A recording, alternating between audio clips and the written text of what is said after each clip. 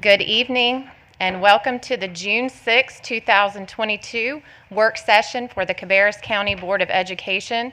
Thank you for joining us this evening, both in person and if you are on virtually. Our board is reconvening in open session from closed session and has already been called to order. Welcome to our board attorney who is joining us today at the dais, and Mr. White. Thank you, Madam Vice Chair. I appreciate you letting me come up here today. The reason why we're reconfigured a little bit is that Chairman Grimsley is under the weather and is not able to attend the meeting tonight, so that in her stead, Vice Chair Laura Blackwell will be handling the matter tonight, so that we'll be conducting the meeting under that premises. Thank you, ma'am. Thank you, Mr. White. And we certainly wish Ms. Grimsley a quick recovery as well. If everyone would please stand with me for the Pledge of Allegiance. I pledge allegiance to the flag of the United States of America and to the republic for which it stands, one nation, under God, indivisible, with liberty and justice for all. Thank you. We would also ask that everyone, both in person and live stream, join us for a moment of silence for the community of Uvalde, for the 19 babies and 2 heroic teachers that were senselessly murdered, for their families and their community, as they will have to continue to deal with the aftermath of this tragedy for many years to come.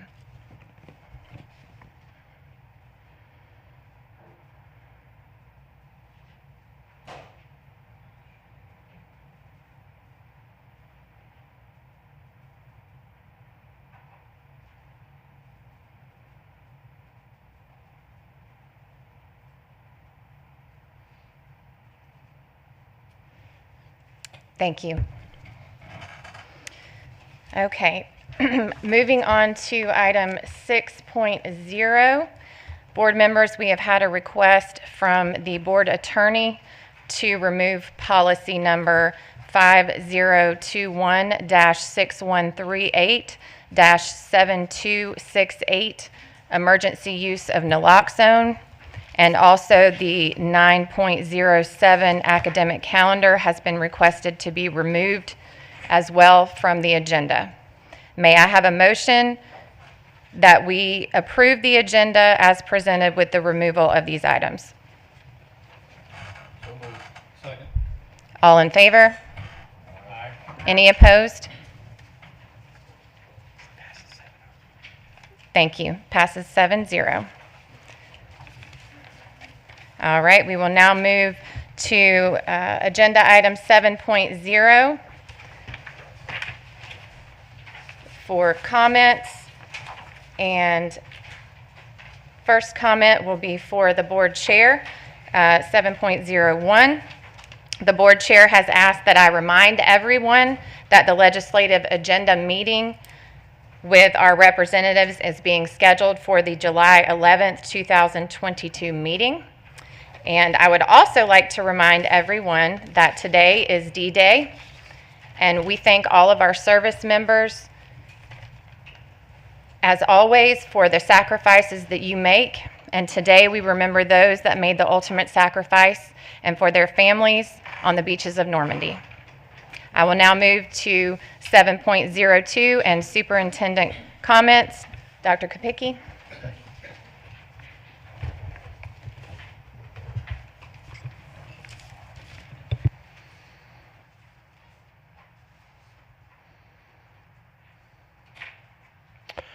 So I wanted to take a moment this evening, along with, I would ask Mr. Chuck Taylor to approach the podium as well, who's our facilities and maintenance director. I'd like to talk a little bit about some of the things that we do on a daily basis, day in and day out, to keep our buildings safe and our children safe. And I want to reassure our community and our parents and all of our students and our staff and our faculty that it is the number one thing that we focus on every day when we begin, and we constantly and consistently update all of our protocols and procedures. We discuss frequently on a weekly basis our safety protocols, procedures, and processes. And we have a safety team that does a lot of audits on a lot of our practices to make sure that we are keeping our buildings and our surroundings and our campuses safe. Some of the things that I can share with you that are obvious that a lot of our public sees as to some of the things we've done to keep our buildings safe. You'll notice when you approach buildings, you'll see a lot of the window film or the security film on our buildings to keep the visual safe as you approach the building. All of our buildings have security vestibules. There are 4 buildings that are in the process over the summer that will have those vestibules in place. Mr. Taylor can talk to those buildings if he chooses to in a moment. But by the summer's end, every building will have a security vestibule where people have to enter in. And before they even get to the vestibule, we have a access control system where people have to access the button where the camera turns on, and everyone from the inside can visually see who's outside. Folks are asked as to the why, the reasons they are there, and what their purpose is before they enter into the security vestibule, which kind of locks you in before you even enter the main office. We have SROs at every building. I'd like to thank the City of Concord and the Cabarrus County Sheriff's Office, the Police Department of the City of Concord, and the Sheriff's Office for all the work that they do. I can tell you that I regularly talk to Chief Gasick and Sheriff Shaw about our security and our safety. They are always available. They're always aware of a lot of the concerns that we have through various discussions. And anytime we have an emergency or situation that we feel any kind of danger is imminent, we call them immediately, and their response is always immediate. We have a very good relationship with them. We talk with them frequently. We meet with them frequently. Our SROs, as I said, are at every building. You will see the cars out front of the schools at every building. And we have armed SROs at every building. That's something that we should be very grateful and thankful for. And we appreciate the hard work that our SROs do on a day in and day out basis. Not only are they in the buildings to keep us safe, but they get to know our kids really well. They get to know the environment very well. They get to know our parents very well. They get to see things and educate us as to things we should be looking out for. So they are more than just, that school resource officer is an appropriate term because they are a resource to us. Not only do they protect, but they continue to educate us as to what we should be looking for in a safe school environment. So I appreciate that very much with them. As you know, we have metal detectors in our high schools and our middle schools that we can use at any time, and we do so throughout the year at different times to check students when they come in.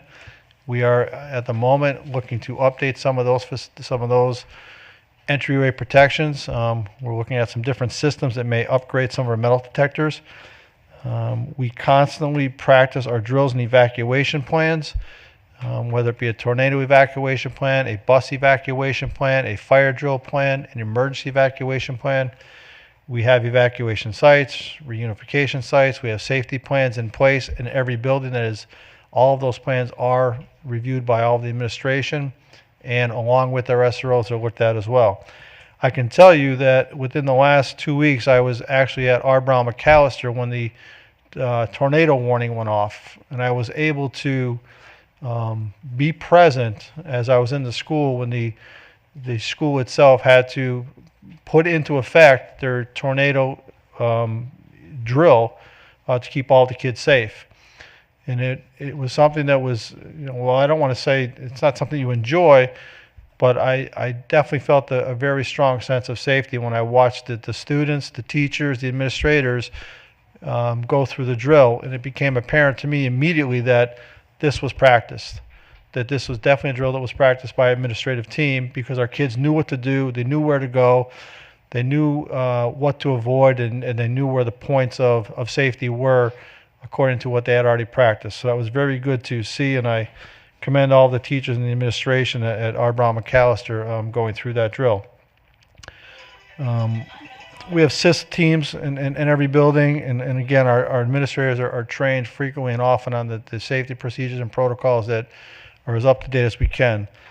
We have a system that I won't go into a whole lot of detail, but we have a threat assessment system that when we receive threats or receive any kind of warnings on things, that there's a protocol that our administrative team goes through, and it's a well thought out, well researched high-level threat assessment that is modeled after a national model. I think it's easy to say that our model is a national model, that the threat assessment that we do, working with our psychologists, our social workers, and our counselors, and our administrators, have a very detailed system that they have in place to assess various threats, whether it's a low, moderate, or high threat.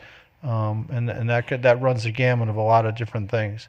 So I'm not trying to be vague, but I'm also trying to be aware that we don't want to give away too much information. We want to make sure that we're keeping our kids safe and protected at all times.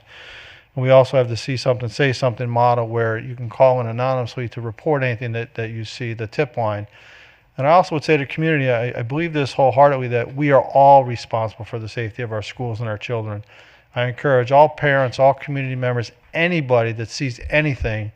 It doesn't matter what it is. If nothing is too small, nothing is, too minute that it passes your eye. If it doesn't feel right, or you don't think it's something is out of the ordinary, or something doesn't look right, I would say to you, call the school immediately, call the police immediately, make somebody aware of what you see so we can act on it immediately. We have the systems in place to address these things instantaneously.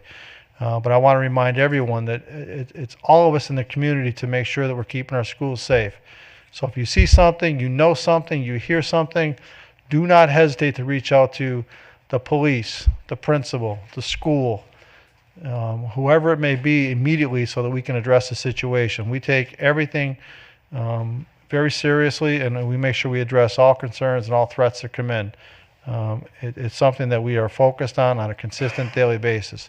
So I just want to reiterate that, we will do everything we can to continue to maintain a safe environment in our school systems, but the more we help each other, I believe the safer we can all be. So don't ever think that a conversation that you think, oh, maybe I should call, maybe I shouldn't call. If you're even thinking that, pick the phone up and call someone and let us make that decision, because we have the professionals in place to address those situations, and we also have the networks in place to get those that are the professionals that can address a pending threat to any school system or any school building. So I'm going to stop at that, and I would say if you have any other further concerns, don't hesitate to either contact my office or come by my office, and I promise you I will sit down and talk with you and share with you what we can. But I assure you that we do not take anything when it comes to safety lightly. That is the number one, first and foremost priority of our schools, is to keep our campuses safe for our children. And I'd ask Mr. Taylor to talk about anything that I may have missed or things that he may see. He also does a fantastic job at keeping our buildings safe and knows our facilities better than anyone in the district, and he could speak to that as well. Mr. Taylor? Thank you, Dr. Kopicki. Board members, good evening. The first thing I'd like to say, especially to parents and anyone in the community about our schools, is I would, with all confidence, say that we are as safe as is possible to be. And the one thing Dr. Kopicki did cover, I'm not sure if everybody picked up on, all the different items he talked about, all those different things. If you're going to talk about security, the biggest problem with security is human error involved in it. And all the things that Dr. Kopicki's talking about are layers upon layers upon layers. And what that's designed to do is to catch any of those failure points. Is any system perfect? No. Are our systems as good or as good as they can be? There's always improvements. It's always fluid. But I'm here to tell you that as far as I'm concerned, your facilities are safe as they can be. And I'm always willing to hear any suggestions, and we're always, my word is fluid. I love to use that with our guys. But this week alone, I've probably had 5 different technicians come to me with ideas. So the facilities maintenance department is looking after that aspect of school security every day. Every project we do, as Dr. Kopicki said, we will finish up the last 4 security vestibules for our schools this year. Every school in Cabarrus County will have a security vestibule. We actually have one here. We actually have one at the bus garage for those folks as well, because it's all staff and students we're trying to take care of. So this county, I feel like, goes above and beyond. And I'd like to say thank you to the SROs as well, because they work closely with us, and they are sure to let us know when they feel like something needs to be addressed, and that's greatly appreciated. But your facilities maintenance department as well looks at security from landscaping point of view. Access, we deal with the access controls, keeping those working and upgraded. And that's a large job. But I think you can be proud of your maintenance team, and I think you can be proud of what we've done. The layered approach is really comprehensive, and there are so many tools in the security system that are not just physical. And with that, I think I'll stop and let you ask any questions you may have. One second one. So I would also like to point out too, if you could, Chuck, talk to the extensive camera system that exists in our school system. Sure. Cameras are our greatest protection, I think, because they capture everything that's happening. It's a lot easier to see what's going on, go back and try to address those issues. Cameras are everywhere in our schools, and they are quality cameras. We have a great IT department. They do a stand-up job. They keep everything running for us, and they have helped us many times. Cameras are actually much better than some of the other security systems. More advantageous. Thank you. Yes, sir. All right. Thank you, Dr. Kopicki, and thank you, Mr. Taylor, for your presentation this evening. Okay, Dr. Kopicki. Then it's the transition. I would just like to remind all of our folks that this week is our graduation.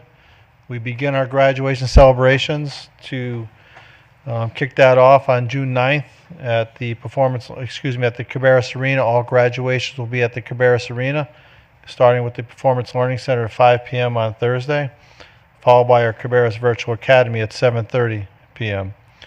June 10th, we begin with Northwest Cabarrus High School at 9 a.m., West Cabarrus High School at 12:30, Concord High School at 4 p.m., wrapping the evening up with Central Cabarrus High School at 7:30. And then finally on Saturday, our last four high schools will graduate, beginning at 9 a.m. in the morning with Cox Mill High School, Hickory Ridge High School at 12:30 a.m., J.M. Robinson High School at 4 p.m., and Mount Pleasant High School at 7:30 p.m. I'd like to wish all of our graduates a wonderful graduation ceremony and congratulate them on their accomplishments and wish them nothing but success and happiness in their future endeavors. I'd also like to take a moment to thank all of our teachers, all of our faculty, all of our staff, all of our support staff, all of our secretaries, all of our cafeteria workers, all of our transportation workers, all of our maintenance and custodians. Every one of you helped get our students to where they are come this Thursday, Friday, and Saturday to graduate. And collectively, you've all done a wonderful job in getting all of our kids to this point.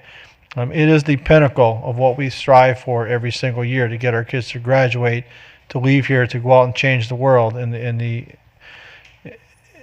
the world that they live in. We are so proud and so happy for all of our graduates, and we look forward to watching them cross that stage Thursday, Friday, and Saturday.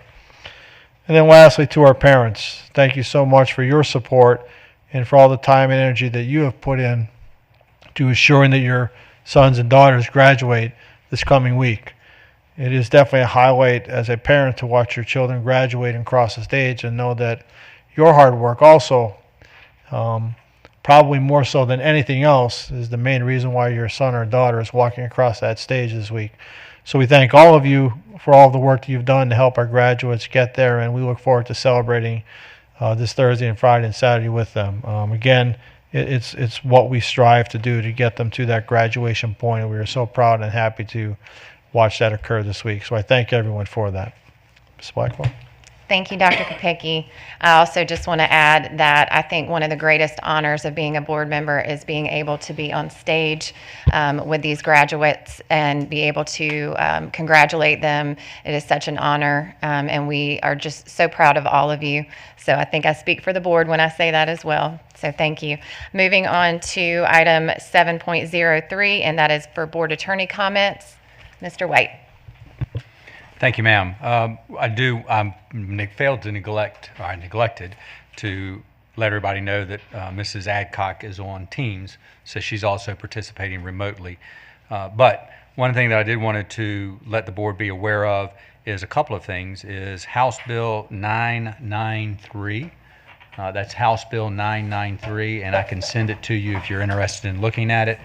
But Representative Sasser, who is in the, I forget which district, but Representative Sasser introduced a bill recently that it's a local bill, and it's asking for the amendment to the general statute regarding the school calendar.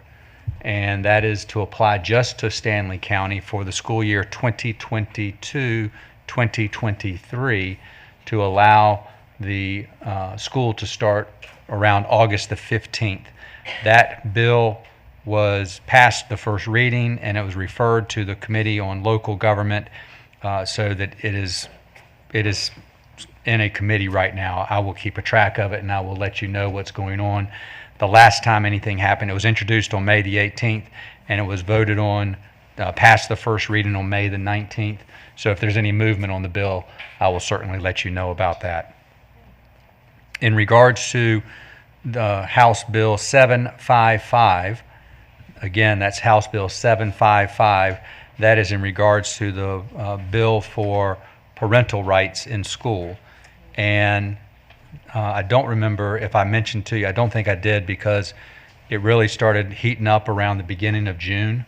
On June the 1st, it was voted on in the Senate. It passed the Senate 28-18, and it was moved over to the House for the House to consider.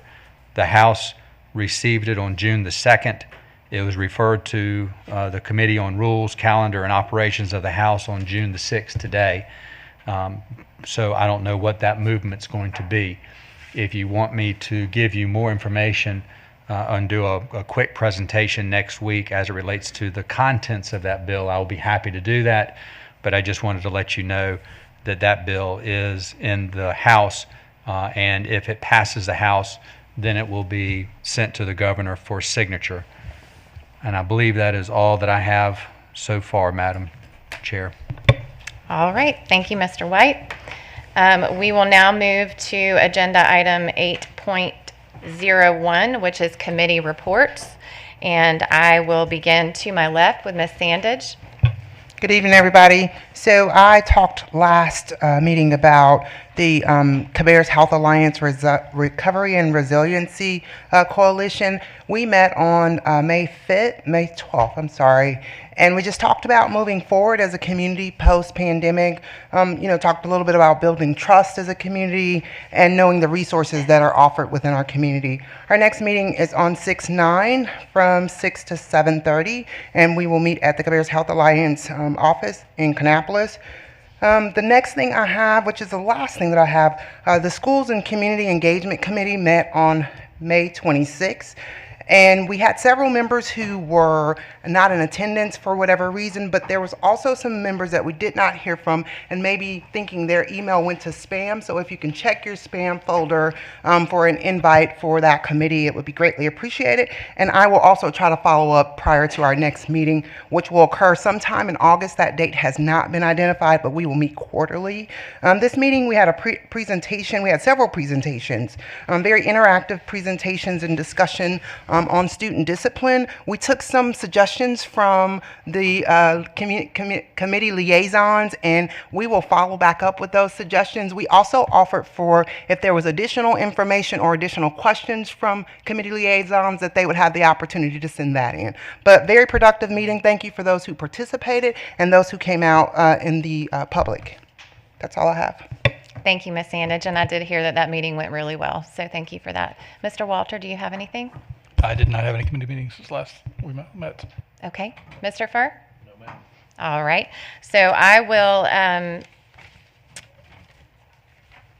talk a little bit about the Literature and Supplemental Material Committee meeting. Our next meeting is going to be held on Wednesday, June the 15th. This has just been confirmed today that it will be at J.M. Robinson High School.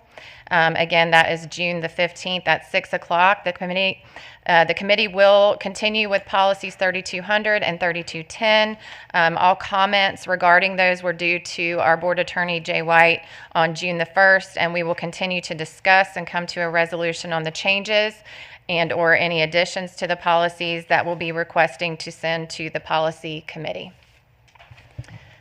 Ms. Carpenter, do you have any committee reports? Well, the only thing that I would like to mention is the Cabarrus County Education Foundation. We did have another book giveaway at Wolf Meadow, our last one, which we did, well, they had two. They had one at Wolf Meadow and also one at Rocky River. And I was able to attend the one at Wolf Meadow, and the children were so excited.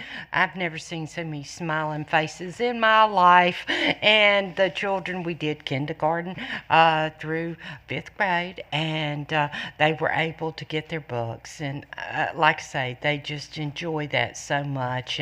And we had two of them this year, and so they, for the number of books they read, they get one or two, and so we were able to do that. And game night seemed to be really went very well, and that money will be used to give scholarships to our teachers. They can apply that money that we were able to get with people attending that event. Teachers can apply for that and get scholarships to use in their classrooms, and I think that was very successful also. So that's a report on the Education Foundation. And while I'm speaking also, I would like to say that I wanted to thank Chuck for coming for us and say what a good job they do. It's not just the maintenance, but the grounds department. They do a real good job, because that goes hand in hand with safety when they are cutting the grounds and everything. But their staff, they do a wonderful, wonderful job, and I just want to thank them all for what a great, great job they do. And thank you so much. Thank you, Ms. Carpenter. Ms. Adcock, can you hear us? Yes, I can. Okay, I'm sorry. I didn't want you to think we forgot you. Do you have any committee reports?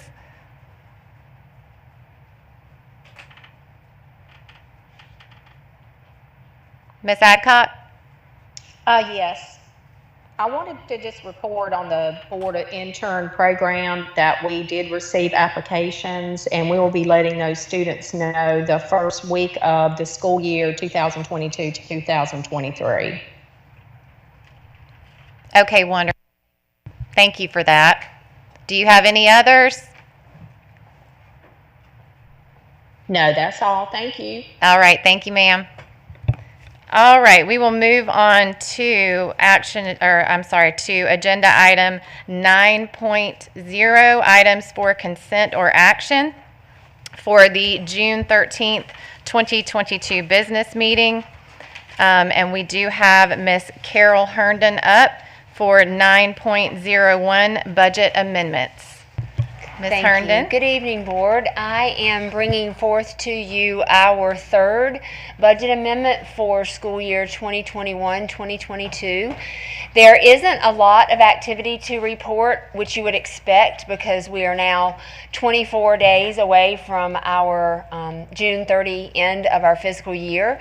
But there are some adjustments, amendments to 4 of our funds, totaling right at $4.4 million, and I'll highlight the significant amendments in just a moment. But I did want to share with you all that behind this budget amendment, we are managing and blessed to have almost a total budget of $500 million at Cabarrus County Schools. So we are grateful for all the funding that we receive, and very proud of the opportunity to put almost $500 million to work for our students. The first fund where we had a couple of changes is in front of you. It is our state fund, and we received an additional allotment related to our EC Exceptional Children program. We were expecting that and received it at just over $500,000 in this amendment. And we also received the installment that we were expecting related to transportation to support our early colleges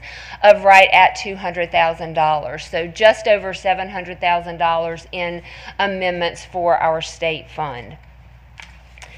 Moving on to local, nothing to report here. This is simply a reclass between budget line items, no impact on the budget at the bottom line. If you see, our budget was $82.9, almost $83 million, and remains that. We just had some reclasses between different budget line items. For our federal fund, you'll see that here we did have an incremental allotment of just over $11,000. This is one of the smaller ESSER grants made possible through the pandemic funding relief efforts from our federal government, and this is to support our homeless outreach program. I'm so very happy to receive that. The other changes in our federal fund are simply reclasses between initial budget assignments.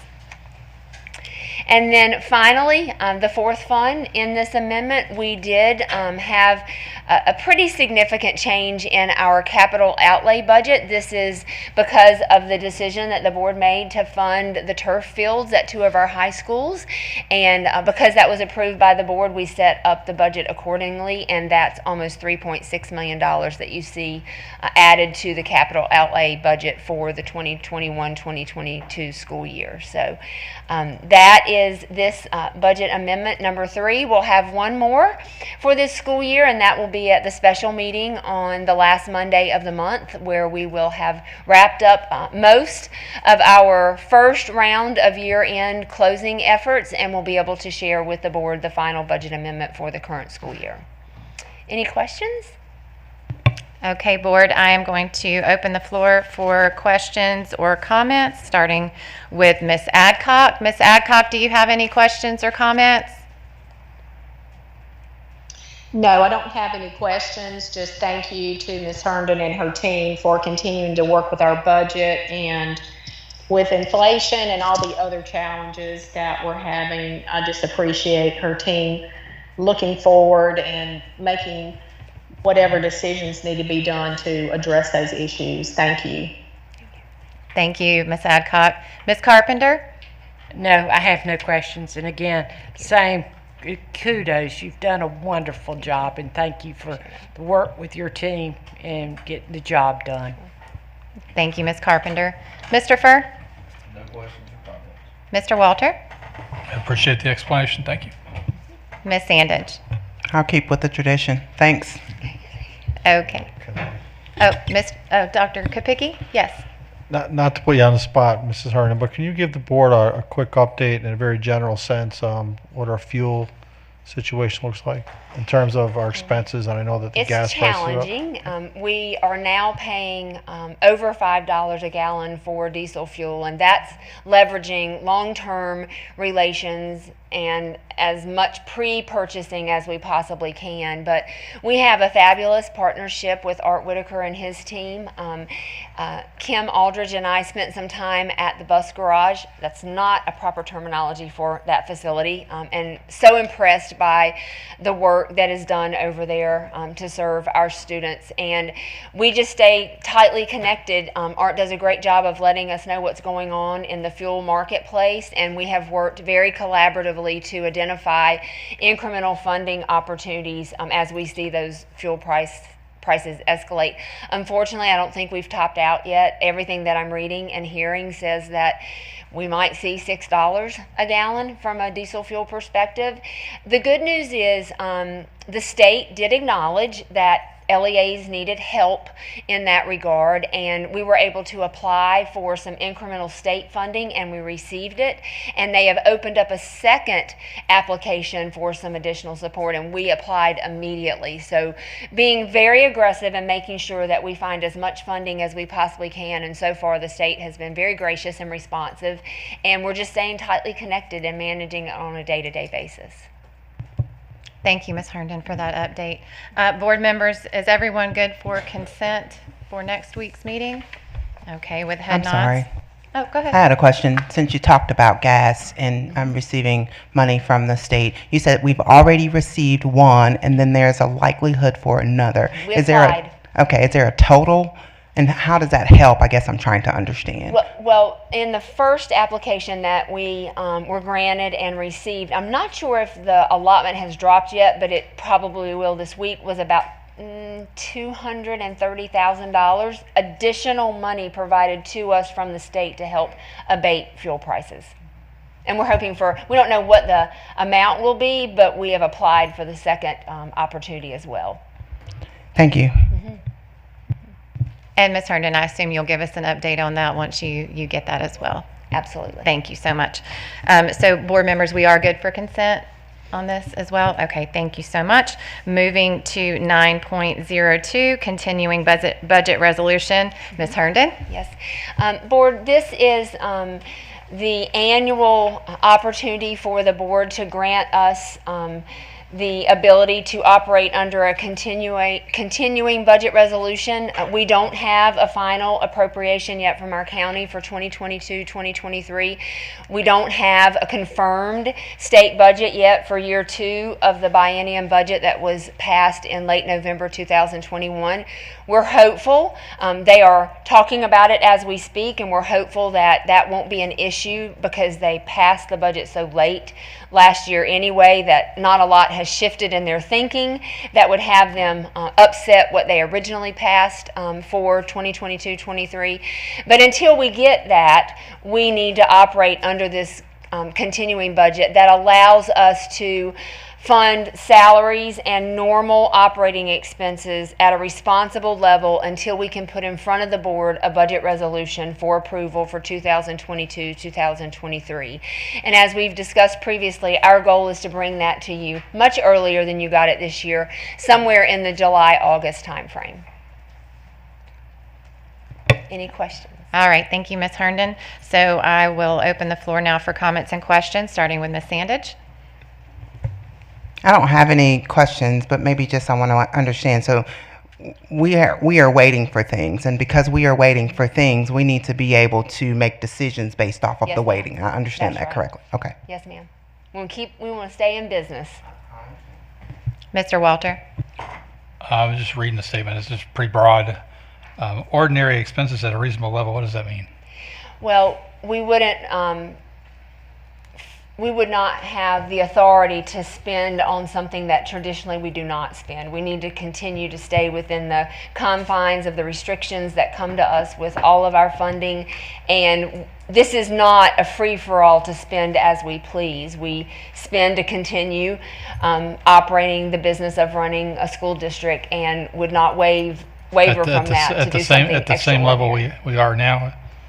Although we talked about the fuel prices. I mean, we know, yes, like we wouldn't drop back, obviously, from a fuel perspective, but we would continue to fund fueling as necessary to serve our students. Thank you. Mr. Furr? This is just something we do about every year, right? Every year, yes, That's what I sir. thought. Thanks. Ms. Carpenter? And like I say, as soon as the budget, well, we'll be back at the end of June, hopefully, to have a budget and everything, correct? Well, no, ma'am. When I come the last Monday in June, that will be to approve the final budget amendment for this school year, 2021-2022. But we will need some time in the finance department and within the district to develop our budget for 22-23 in a detailed level once we get those appropriations finalized from the local and state agencies. So we're looking to bring that to you for approval in the July-August timeframe. Okay. That's my question. That's all. Ms. Adcock? I don't have any questions or comments. Thank you. Okay, thank you, ma'am. All right, board members, if I could just get a consensus with head nods, are we okay to put this on the consent agenda for Monday's meeting? Thank you very much.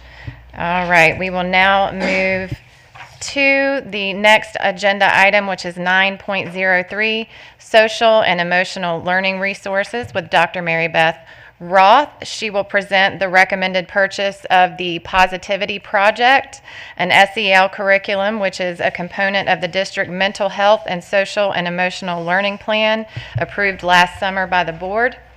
The presentation will also include the purchase of the SEL student screener using federal grant funds targeted for suicide prevention. Dr. Roth. Thank you. Good evening, Madam Vice Chair, board members, and Dr. Kopicki. I'm here this evening to share recommendations for implementing a state-required social emotional learning curriculum. As you can see on the slide, we have some West Cabarrus High School students who are completing their senior graduation walk at Carl A. Furr Elementary. Isn't this our why for Cabarrus County Schools? We want to ensure that every student graduates ready and prepared for his or her future path, whether it's post-college, school, or the workforce. We want to ensure that every graduate be well-rounded and have the necessary skills, both personal and academics, to be successful at the next level. So according to state policy on mental health initiatives, each district is required to submit a mental health and SEL plan and implement a core SEL curriculum. Last June, you approved our plan, and in that we outlined the steps to review SEL curricula. Under the leadership of Karen Holler, our district MTSS coordinator, and Amy Jewell, Director of Student and Family Support, a team was created made up of counselors, social workers, school psychologists, teachers, and administrators. The team reviewed over 10 programs and determined that the Positivity Project best meets the needs of our students. Furthermore, we also shared the program with parents last week at the parent advisory meeting and received positive supporting feedback. So the Positivity Project was selected for several reasons. First, it meets the requirements of an SEL curriculum from the state. It is also a K-12 curriculum and is centered around developing character strengths and building positive relationships with others. The program was developed by a veteran from the war in Afghanistan who noticed that soldiers who were more successful exemplified specific character strengths. Upon his return to the U.S., he worked with other professionals to create a curriculum designed to strengthen character in students. Each week, students will learn a new character strength. For example, 1 week students will focus on kindness. The 15 to 20 minute lesson begins with a quote and a video followed by discussion questions. As you can see here, the quote, "You cannot do a kindness too soon, for you will never know how soon it will be too late," is embedded in one of the lesson plans that students will encounter. The cool thing also about the Positivity Project is that every student in the district is learning about kindness the same week.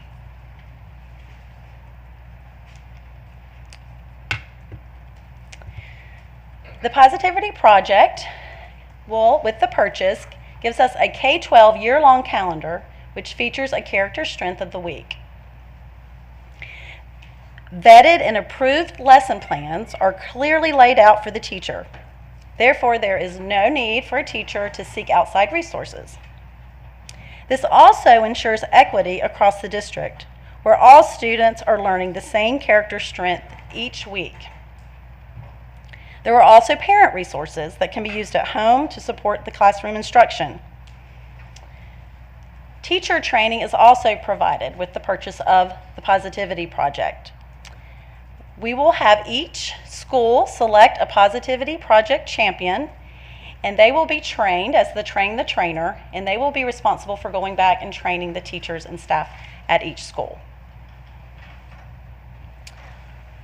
Currently, schools in Wake County, Craven County, and Moore County are using this curriculum. And finally, I wanted to add some research. There was a K-8 study that shows the Positivity Project improves academic engagement and performance, is linked to higher levels of grit, boosts well-being, and is highly correlated to one's desire for self-improvement. You have the quote for the Positivity project, which is a 5-year contract that we're recommending that is at $299,250.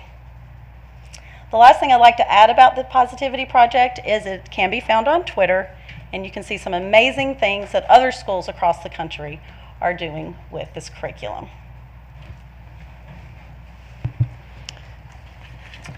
Our second recommendation is for an SEL student survey screener.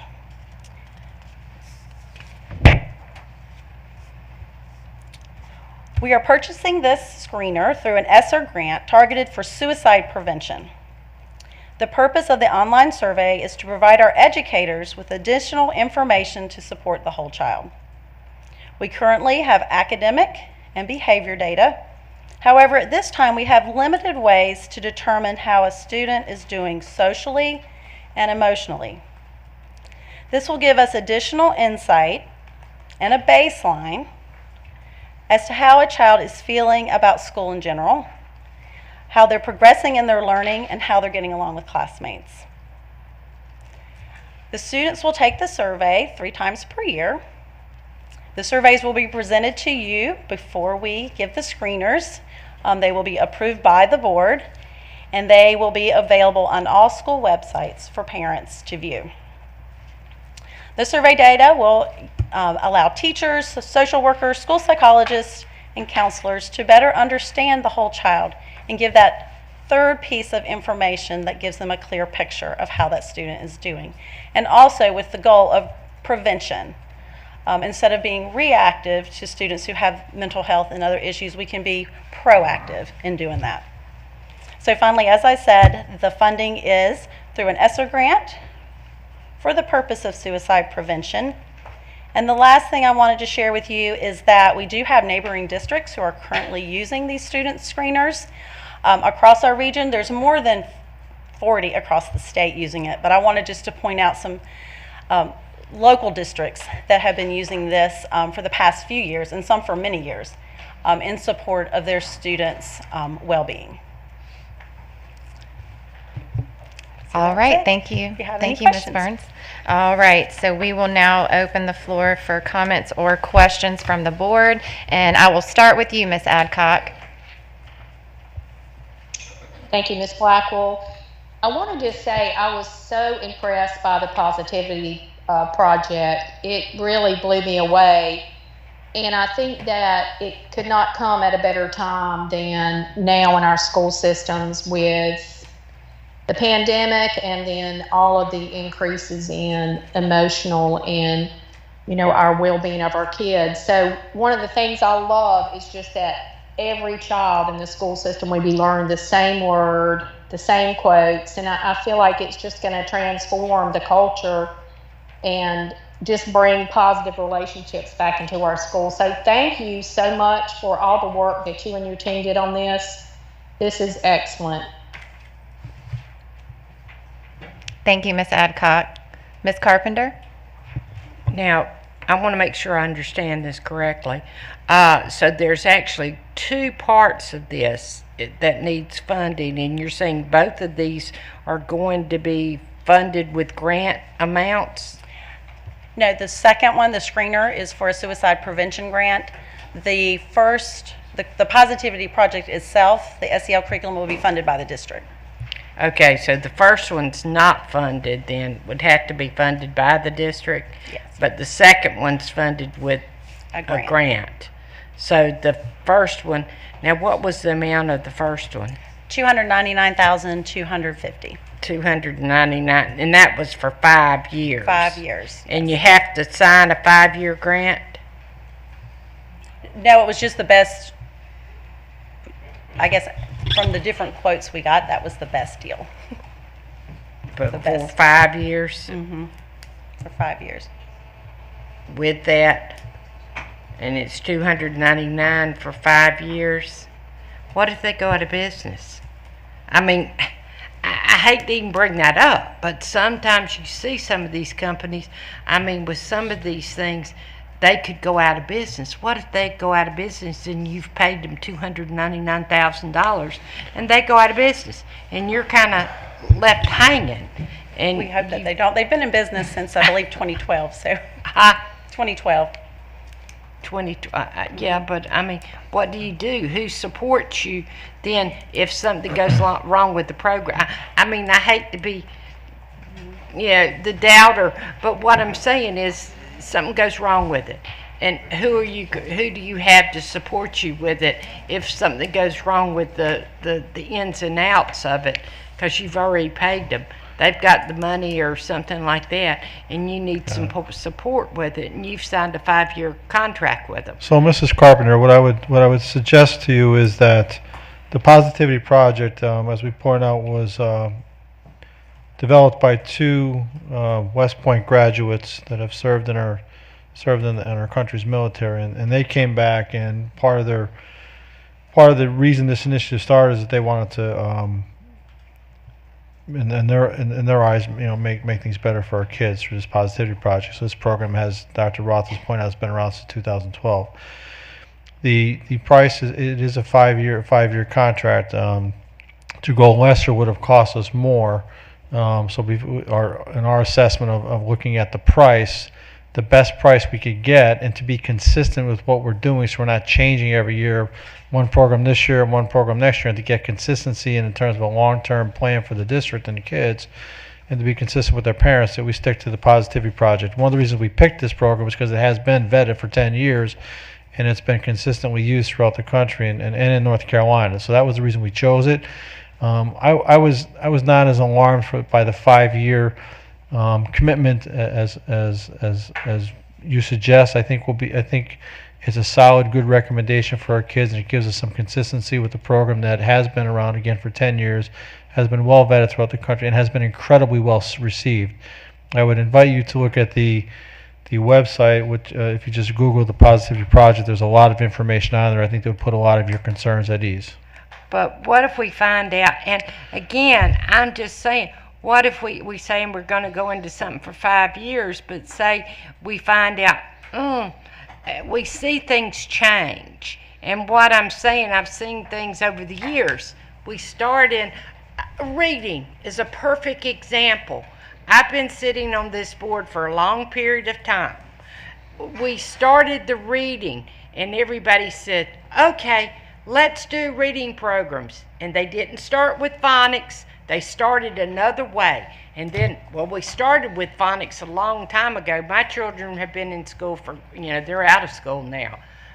They weren't they started with phonics, teaching them phonics to read. Then they got away from phonics. Now what are they doing? They've gone back to phonics. The pendulum went the other way. We changed the way we're teaching things. And I hear what you're saying. I would suggest to you again that the research is pretty clear that you want to have a strong scripted phonics program in your reading program. So our folks in the curriculum department have done a good job getting us involved in the science, reading, and picking Letterland, which are programs they're going to significantly impact the instruction in the classrooms. They're good things. Things can change. We're back to phonics, though. Well, anything can happen, but our recommendation is pretty strong on this particular. I hear you. I respect what you're saying, but I strongly suggest we go with this program. I really believe it's the best way to go for our kids and the best program we can find for kids. We were looking at this not only obviously from the academic and the positive outcomes of this program, but also because it was a good financial decision. If you take $299,000 and you estimate that over 34,000 kids, it's about $879 a kid. And over 5 years, it's about $1.75 a child. So I think in a financial world, that's a pretty good return on your investment for 5 years. Could it fold up tomorrow? Sure it could. But many things could happen.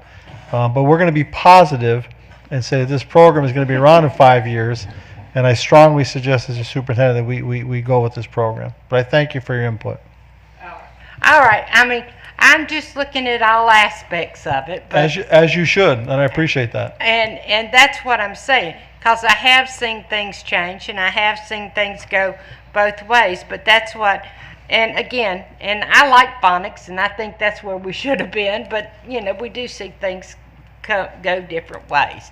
Okay, I just wanted to bring those things up. Thank you, ma'am. Thank you, Ms. Carpenter. Mr. Furr? Thanks for your presentation, as always, and really want to thank you for having the meetings with us, 2 at a time, to go in depth, and so we could get a real good idea of this program, and which makes it clear to most of us. I think this is the direction we need to go.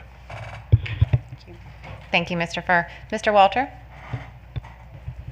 Okay, I guess my question had to do with, this is a state-funded mandate that we have to provide what? Social emotional learning or for specific standard? Is that what? It's a state unfunded mandate. It's an unfunded mandate that It's a we've got to state. now We need to implement. figure out a way to pay for it. Yes. So I guess it's now a Carol question. It didn't go through the budget process a couple months back when we prioritized what we wanted to do with our money we have. So what are we giving up, or what are we needing to do to pay for this? It did not, because we weren't aware of it at the time that we started the budget committee process. We, as I mentioned earlier, we will be digging into our budget priorities for 2022-2023 from a state and a local perspective. While the state is not providing any incremental funding to support this mandated program, we have some state funding buckets that we could leverage to cover the cost. And so we'll be looking at those opportunities. How have we spent that money in the past? Are those recurring items? Many of them won't be.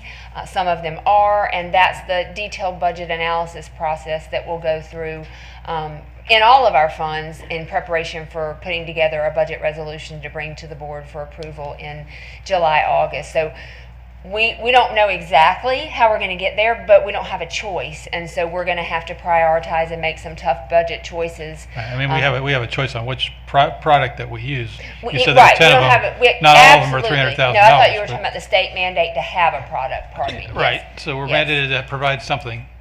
Absolutely, we But don't have a choice. I mean, I certainly understand you want the best for the children, and this is evidence-based, as was explained.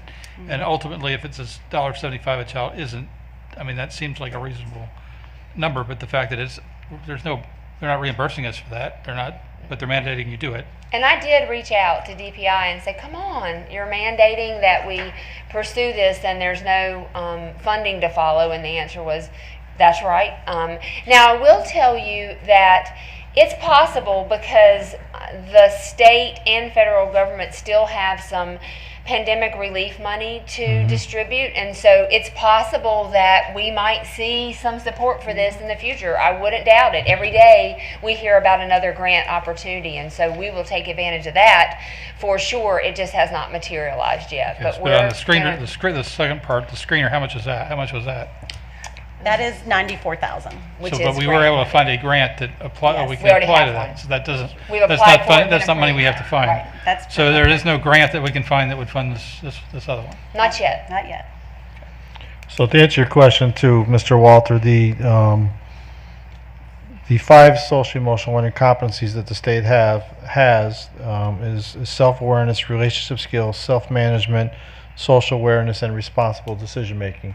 And those competencies all fall under the MTSS system, which promotes a positive school culture, which is another reason it reinforces Positivity Project, which is why we chose this program. Okay. So it aligned very well to those 5 competencies, and it also aligned very well to the multi-tiered I'm structure. certainly not arguing. You had a group of people that evaluated 10 different programs, and you feel that this is the best for our students. I certainly support that, but the funding part and the unfunding mandate part is the part that bothers me. So. All right, thank you. Thank you. All right, Ms. Sandage. So Rob just asked my first question, so thank you. The other questions I had, so can we just reiterate where parents can get more information about this program? If we could just reiterate that, whether that be talking to their principal, whether that be talking to school social worker, just because I think, before we've had a lot of questions about social and emotional learning, and I just want to make sure that we cover that now while we have the opportunity to do so. Yes, we will certainly make parents part of the process because it is so important. Each school, after we get it approved and ready to go, will have a implementation plan for this and how they will roll it out. And having that available to parents, having the resources available and the links. One of the things that the team really liked about the Positivity Project was the parent resources that are included. So a principal could choose to send those out every week in their weekly communication, and let them know, what is the character strength of the week and what are some activities that you can do to reinforce that at home so that they're very clear on what's happening in the school. Sure. So when we talk about the survey that occurs, is that annually, and is that like evaluate what has happened over the course of the year with this implementation? Does that make sense? Well, there'll be several ways to Okay. do that, but of course the screener data will give us some information. If hopefully with the Positivity Project, students will indicate better well-being and feeling better about school because of that. So as the survey is given 3 times a year, the screener, we would be able to look at that data to see kind of how is a kid feeling. You can look at it individually if anybody needs support, but then you also can look at it collectively to see if the Positivity Project is having an impact. Sure, and just so you are aware, I absolutely support social and emotional learning for our students and for our staff as well. I just want to make sure that we make clear for the public, because again, there's been some issues about social emotional learning. So that's where my questions come from, okay? Absolutely. We do want to communicate that, and we want to make sure that parents are very comfortable with the screener and Absolutely. have access to that. So do I understand this correctly? So staff have been trained on how to implement this, and that has already occurred? No. Okay, so run. So our plan is to, we have our Leadership Academy at the last week of June, and we have one day dedicated to SEL, social emotional learning. So we will actually have someone from the Positivity Project, one of the founders, is going to come and be a keynote speaker. And then after that, we will roll out the plan, begin to train we're going to have a champion that will have a Positivity champion for each school who will go through a 3-hour training, and then they will go back when school starts during the teacher work days and train the school teachers and the staff. Okay. And this is my last question. So is there a way to, and this may not be the right place for this, but just like, so I understand that there's 15 minutes of like a lesson plan, if you will, and then there's a discussion that happens with the class. Do I understand? Okay, so it's 15 minutes total. Okay. So it'll be kind of in homeroom, that beginning of the day activity, and the lesson begins with a quote that's related to the character strength, followed by a short video clip, and then the slides for the questions are provided in the training, and they have that, and then they will discuss that, and then wrap it up and go on with their day.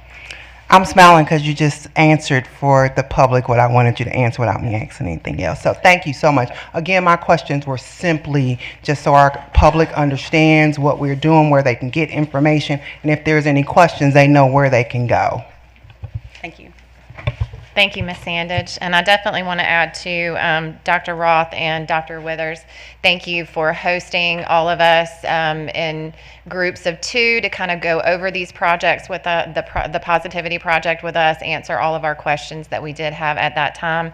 I am going to call on Mr. White, if you will please kind of go over a few of the legalities with the SEL so that the public does understand why we do have to do these projects. Thank you.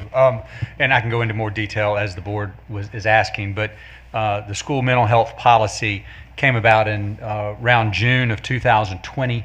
It is session law 20-7, which is codified in General Statute 115C-376.5 that requires the schools to adopt a school-based mental health policy and do model mental health training and also to model other things. But so this board is mandated by law under 115C-376.5 to do what you're being asked to do right now. And then the North Carolina Department of Public Instruction adopted a policy which is S as in Sam, H as in Harry, L as in Larry, T as in Tango, 003, school-based mental health policy that aligns with the legislature. So y'all are following what the law is that was adopted in 2020 and is required to be done. So it's sort of out of your hands, but you got to figure out how you're going to make the sausage. All right, thank you, Mr. White. We'll figure out how to make some sausage. Okay, so board members, how do we want to proceed with this for the Monday, June the 13th meeting? Do we want this for action? Yes? Action. Okay. All right. Seems like the consensus for the board is going to be placing this on the action agenda for Monday, June the 13th business meeting. And we will next move to item 9.04, Title I presentation. Dr. Roth, we are keeping you up here for this. Thank you. All right, so the purpose of this presentation is to give you an overview of our Title I federal program, as well as give you what our budget is for the upcoming school year. We have just received our planning budget, and we would like your approval on that. First, I want to start with some highlights and some celebrations of Title I. In the 2021 school year, 100% of our Title I schools did meet or exceed growth according to our accountability model. So that is a celebration. That does show that students did meet expected learning goals or exceeded those goals. Also, I'd like to highlight the Weddington Hills robotics team. They won the regional competition, and they actually went to the world competition, and that is such a great opportunity for these kids. I love this picture that shows their smiling faces at the world competition. And finally, I wanted to highlight that our CCS Teacher of the Year, Angie McClain,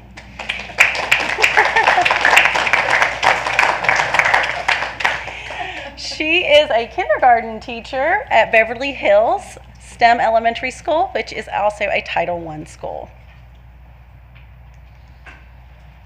So what's the purpose of Title I? Well, the primary goal is to increase student achievement with special attention to students and families most vulnerable in not meeting standards or proficiency.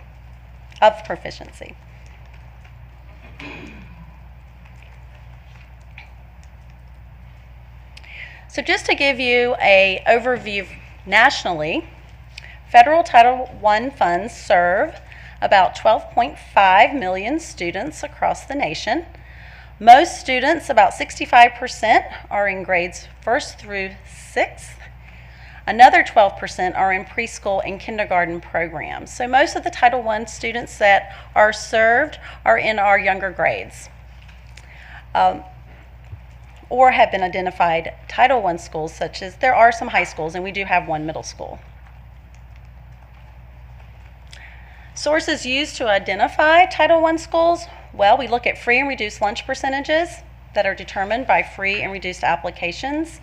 And we also have community eligibility program that is determined by community agency data.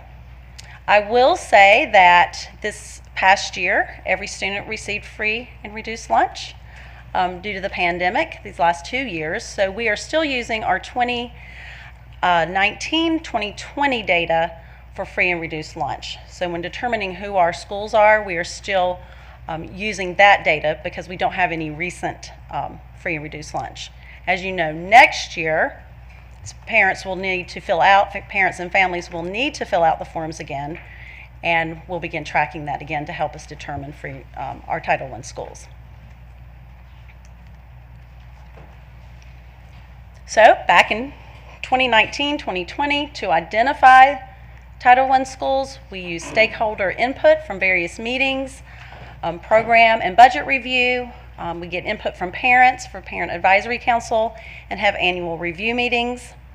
At this point, we serve elementary schools at or above 45% free and reduced lunch, and we serve middle schools that are about 65%, above 65% free and reduced lunch.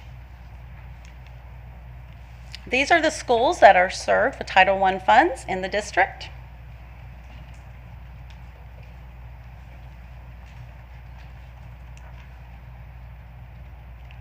So what are the Title I funding requirements? First of all, we must supplement local and state funds. So the funds are in addition to what schools would receive locally and from the state. We are to support our identified schools through a budget process. All teachers and paraprofessionals must meet state certification and licensure requirements. We call this highly qualified. They must have a certification in process. Most serve schools at or above the 75% poverty, so that is a requirement that any school that's 75% or above for free and reduced lunch must be served with Title I funds. And then, of course, we then serve and fund schools in rank order of poverty. So we take we have a funding formula for our neediest schools, and we rank them so that it's equitable based on their percentages.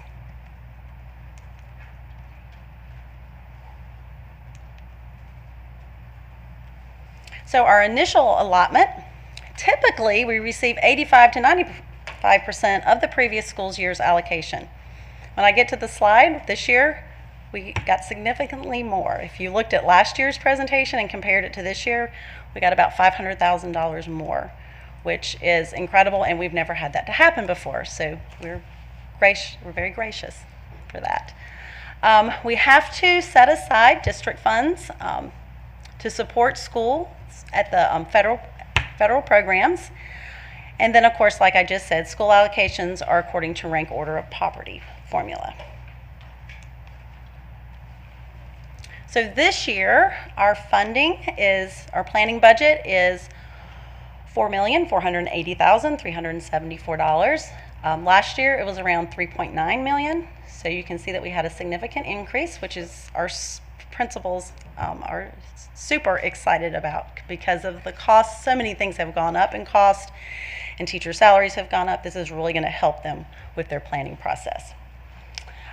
So we have required set-asides that we take for district things, and I'll show you that in a minute. That's about 11% of our projected budget for next year. And then 89% of these funds will be sent directly to schools to support our students.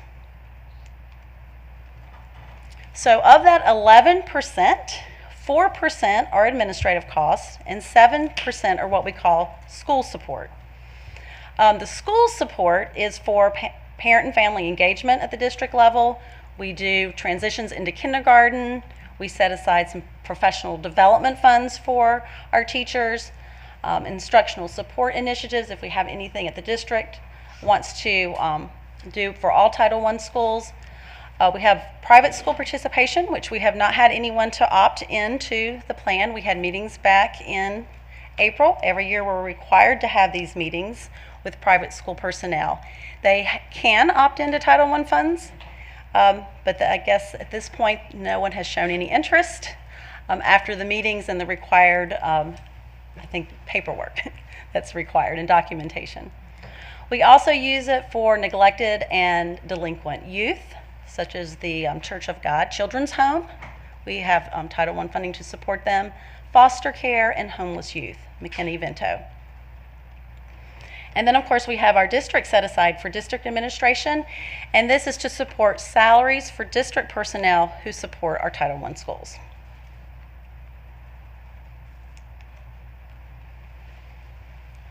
So the process begins now. We have our budgets. The schools that are Title I will meet with their school improvement teams, and they'll begin a comprehensive needs assessment to identify their improvement goals. At this point, as soon as they get their EOG data, they can begin that process because testing is wrapping up. They'll get that, and they'll work this summer to complete their plan. The Title I funds are directly aligned to their school improvement plans, which you will approve in September. So those are aligned to what they use the funding for, is used to support their school improvement goals. And then schools monitor the success of Title I planning through the school improvement process and through their monthly school improvement meetings.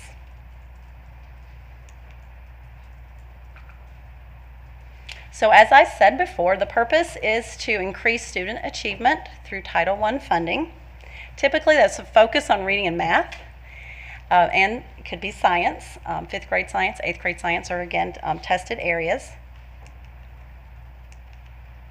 So the first, I would say many schools choose to use the funds for additional teachers. Could be in 4th and 5th grade because the class size is increased in those grades. They may use it to lower their class sizes. And most schools may use that for 4th and 5th or at the middle school level. Some schools choose to use that for support staff and will contract tutors. And they'll have tutors that come in several times a week throughout the year and pull small groups for reading and math. Many times these are our retired teachers and they work 29 hours a week. And they're very excited to come back into the school building and work with children. So that is another area that they use the funds for. All schools are required to set aside funding for parent and family engagement, and they must have a parent and family engagement plan. In one of our principal meetings that we had with Title I principals a few weeks ago, we asked them to create a Google Jamboard that kind of shared all the best practices and things that they had done throughout the year to engage families. So this is a Jamboard from Rocky River Elementary that highlighted some of their activities that they've done throughout the year. And then this is a Google Jamboard from Royal Oak School of the Arts. And I think the principals really enjoyed sharing with each other, seeing pictures and getting ideas. So that is one of the other things we like to do is have the principals collaborate to share the great things that they are doing.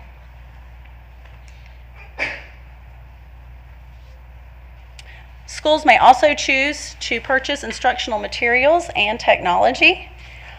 We do encourage them to be innovative. We also have several schools that have programs such as Concord Middle has purchased iReady and Ready Math and Reading for their students. This is in addition to, all of our middle schools do not have that resource, so they purchase that for their students to use.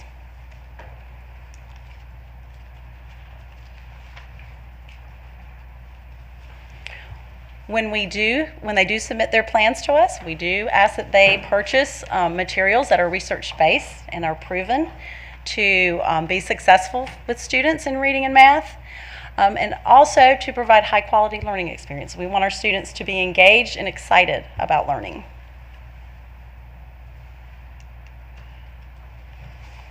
As I said before, Title I funds can be used for intervention and enrichment opportunities for our students, and personalized learning experiences.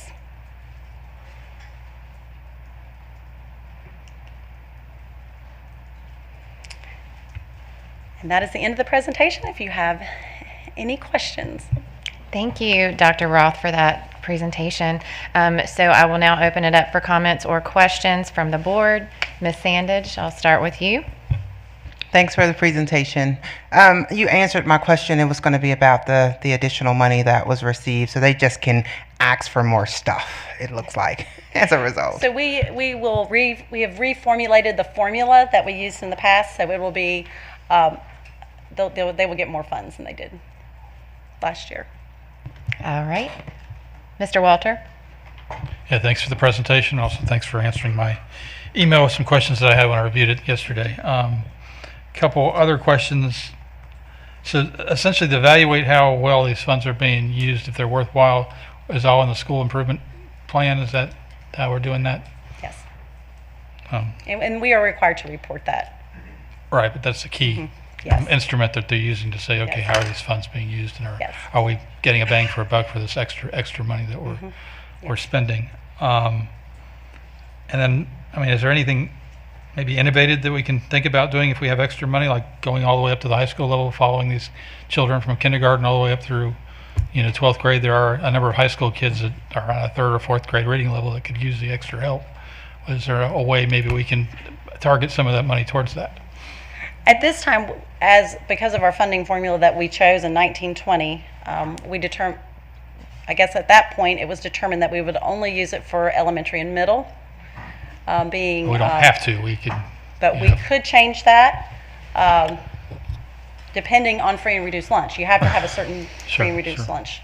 threshold. If there's a way to help other kids that, from Yeah. all the way through, I think I'd like to see us at least look at that and see if it's something that would be worthwhile. Thanks. Sure. Dr. Roth, I just want to clarify that you meant 2020, not 1920? 1920 school year. The 1920 school 2019, year. 2020, correct. Correct. I don't think any of us were dealing with this in 1920, so just wanted to clarify, make sure. All right, Mr. Furr? Thanks for the presentation. No comments. Thank you.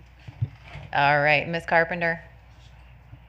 And that's why there's no new ones, because it is a 1920.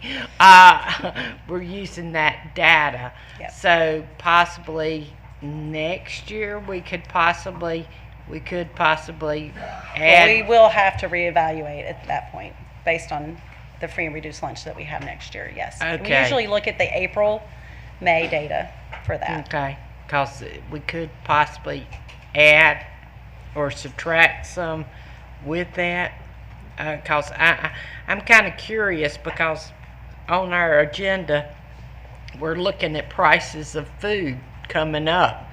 And that could affect some things, because that could put some more people on to the free and reduced. So that could affect these numbers tremendously. So that could change these things. So that could change those. Okay, thank you very much. Thank you, Ms. Carpenter. Ms. Adcock? Yes, thank you for presentation. And I did have a question. Do we track the progress of the students as they go through their programs? We have various ways to do that. Typically, it is done at the district level for district goals of proficiency. If you were looking at EOG, EOC data, that is tracked. But specific cohorts of students, I would have to check to see if they were being tracked. Okay, thank you. All right, board members, so we need to decide if we want this on the action or the consent agenda for Monday. Are we good with consent? Head nods. Ms. Adcock, is that okay with you, consent? Yes, it is. Okay, thank you. All right, thank you so much, Dr. Roth. We appreciate those presentations. We will now move to item 9.05, policies for approval for first reading with Ms. Sue Burns. And I am going to go through these policies and read them, and then we can discuss if anyone has any questions or concerns. So policies for first read are policy number 2410, policy development, policy number 6220, operation of school nutrition services, policy number 6560, disposal of surplus property, policy number 7540, voluntary shared leave, policy number 7550, optional teacher workday, policy number 7620, payroll deductions, policy number 8320, depositories, and policy number 9400, sale, disposal, and lease of board-owned real property. Ms. Burns, did you have any questions that were given to you by the board? No, I did not. I did want to say on the cover sheet, it says that policy 7540, voluntary shared leave, is a district request. It was a PLS update. All of these policies are PLS updates. Okay, wonderful. Board, do you have any other comments or questions regarding these policies? Mr. Walter? Yeah, I had a quick question for Jay on the disposal of property. Does that include easements, or is there a policy for easements? Property easements? I am not aware of a policy on the easements, but I can look into that for you, Mr. Walter. Thank you. And then just to comment on 2410, which is the policy development, which I think is an improvement, and I thank you for going back and rewording that. I still don't like the idea that we have suspension of existing policy on this policy, because it's really a completely different subject. Development policy development is different than policy suspension. So, but I do like the changes. Thank you. Okay. Okay, board members, are we good for these policies to be on consent or action? 2410, I'd like on action. All right. So policy number 2410, which is policy development, will be on the action agenda. And the rest of the policies, is everyone okay for consent regarding those policies? Just a head nod is fine. Ms. Adcock, are you okay with the rest of the policies being on consent? We will be putting the policy number 2410, policy development, on the action agenda for Monday. Yes, I am.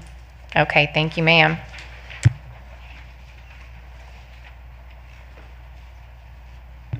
All right, moving to policies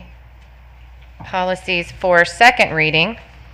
Ms. Burns is up here still, so I will read these policy numbers as well. We have policy number 2121, board member conflict of interest. Policy number 2210, duties of officers. Policy number 2420, adoption of policies. Policy number 2430, dissemination and preservation of policies. Policy number 2440, policy review and evaluation. Policy 2450, suspension of board policies. Policy number 2600, consultants to the board. Policy number 4110, immunization and health requirements for school admission. And Ms. Burns, did you have any questions regarding any of these policies? No, I had no questions. Okay, board members, do you have any current questions or concerns? Ms. Sandage? So no questions or concerns, but I just wanted to see if you could just clarify for just the viewing audience what a PLS update is and what a district request. I just think we should do Sure. that every time. Yeah, sure. The PLS updates, we subscribe to an update service for our policies. It's policies to lead the schools. So that's where you hear PLS. They send them about 2 times a year, and we incorporate those changes into our policies and present them to you all. Sometimes we have a policy that the district, someone in the district thinks is a change that needs to be made, whether it's in the attendance policy or another, and that will go through the policy committee also and vetted through our attorney, and then we'll bring those to you. Thank you. Mr. Walter, do you have any questions? Yeah, I'd just like to see the 2450 on action. Same reason for the 2410 on action. Okay, thank you. Mr. Furr, any questions or comments? Ms. Carpenter? No. Ms. Adcock, do you have any questions or comments regarding these policies for second read? No. Okay, thank you. So we will move the policy 2450 to the action agenda, and the rest of them will be consent. Is that okay? Wonderful. All right, so we will move along. Thank you, Ms. Burns. We appreciate it. To 9.07, approval of school nutrition bids, and Mrs. Stephanie Almond.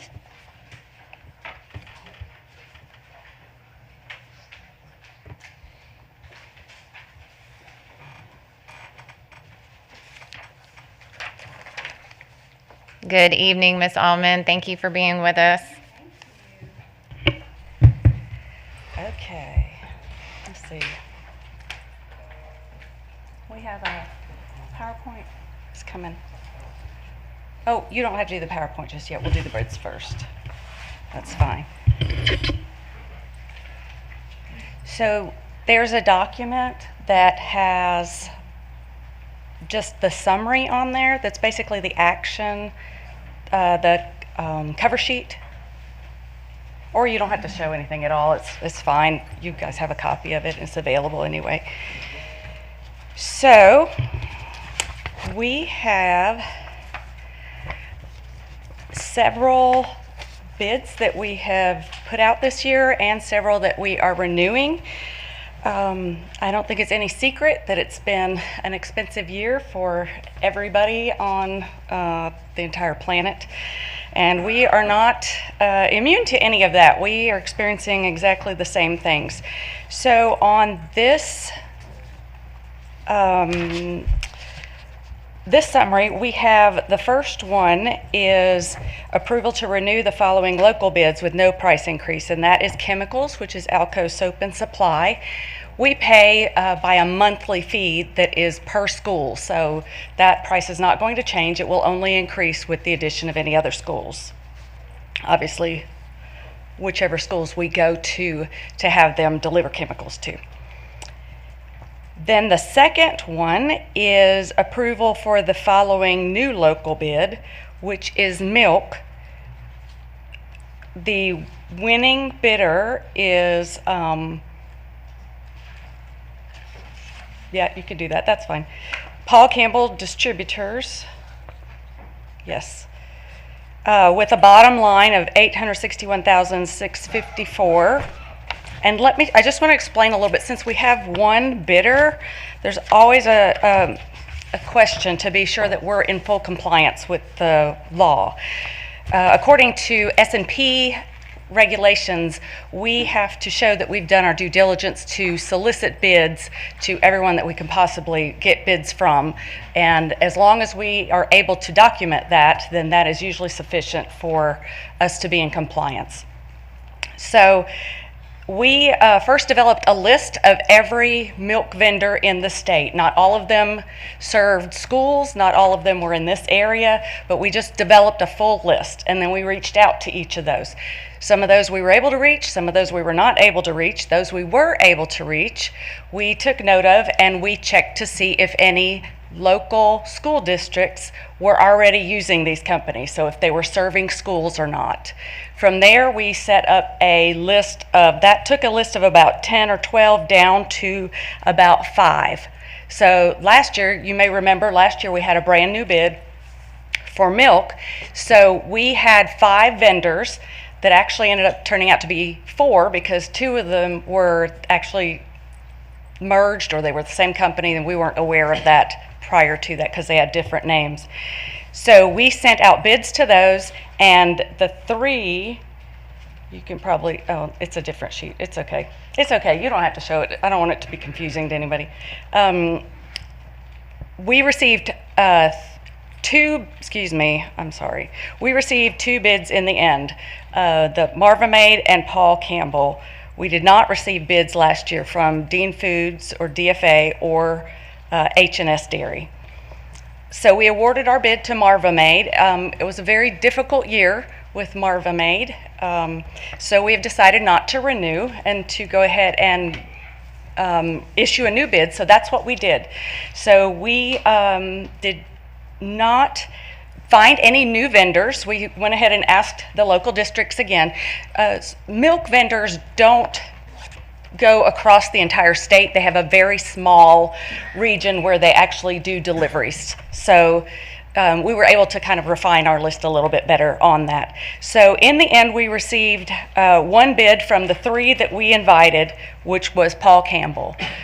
If there were any other vendors available, I would most definitely have reached out to them prior to awarding the bid, but we've basically asked everyone there is. So I just wanted to let you guys know how we came to that decision to make sure that we have solicited as many bids as possible. We also advertise, we send out the invitation for bid to everyone that could possibly bid, so that it's everybody can be aware of what we're doing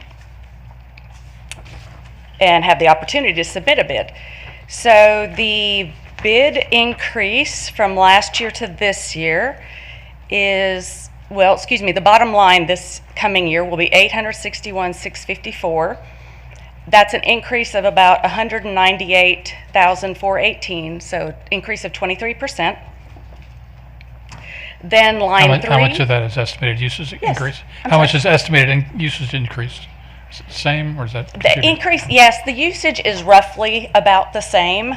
it's not a humongous change one way or another. We will have to adjust usages once we see what participation is going to be like in the fall. It's a little bit of an unknown just because having 2 years of completely free meals as well as 2 years of innovative delivery methods, some coming through the line, some getting delivered to the classroom and so on. We're not quite sure how it's going to land in the fall, so we're being very prepared to try to make sure we keep on top of that number and refine those numbers as we find that information out. And then line 3 is Gordon Food Service. We did renew with these distributors for food and grocery items and also for supplies. The food and, oh, there you go, yeah, that's fine. The food bid was $3,860,001, which is an increase of $607,163. That's 15% increase. And supplies this coming year would be $686,724, which is an increase of $202,796 or 29%. Now, just a quick word about this bid. This bid is run through the North Carolina Procurement Alliance, which is really, in my opinion, the best way for school nutrition programs to band together to develop a common bid that has very common specifications so we can reduce our cost as much as possible. And it has, I think, about 105 or 110 member districts, so we're a very large, very organized group. And it does really make a big difference to our bottom line. In the last few years, this bid has improved to where about 80% of that bid is first run through a direct-to-manufacturer bid, meaning that all of the manufacturers who supply school foods, typically name brand items, are the same to every customer in the state, every alliance customer in the state. So that means there's not an advantage of going from one distributor to another. Every district is going to have that same price. Now, the remaining 20% are sort of pantry or staple items. They're things like margarine, flour, salt and pepper, spices, and things like that. That would be separately priced, but it makes up a small amount. It doesn't usually have a large difference on our bottom line. And then finally, we do have a new bid for produce that was also through the Alliance. The winner of that, we sent it out to 2 companies, Ward's Produce and R&H Produce. We did, if you'll recall, last year have a different vendor, and it's been a difficult year with them as well, so we decided to renew. It was worth the risk of renewing. And our bottom line on that is $386,078, which is only an increase of less than $20,000, so only 5% difference. So we're hoping for a better year in milk and produce. Okay, what questions do you have on that? All right, thank you, Ms. Allman, for that. So I will begin with comments or questions from Ms. Adcock. Thank you. I really appreciate the presentation and the details that you gave. It really gives us just a unique picture of the challenges that your team has with inflation and the constant increase in food prices. And I just want to say kudos to your team for constantly having to look at this. And I know that this is going to be a challenge even going into next year. So thank you very much. Thank you, Ms. Adcock. Ms. Carpenter? I'm always the one that brings it up on the milk. That's okay. But I'm still concerned about that, very concerned.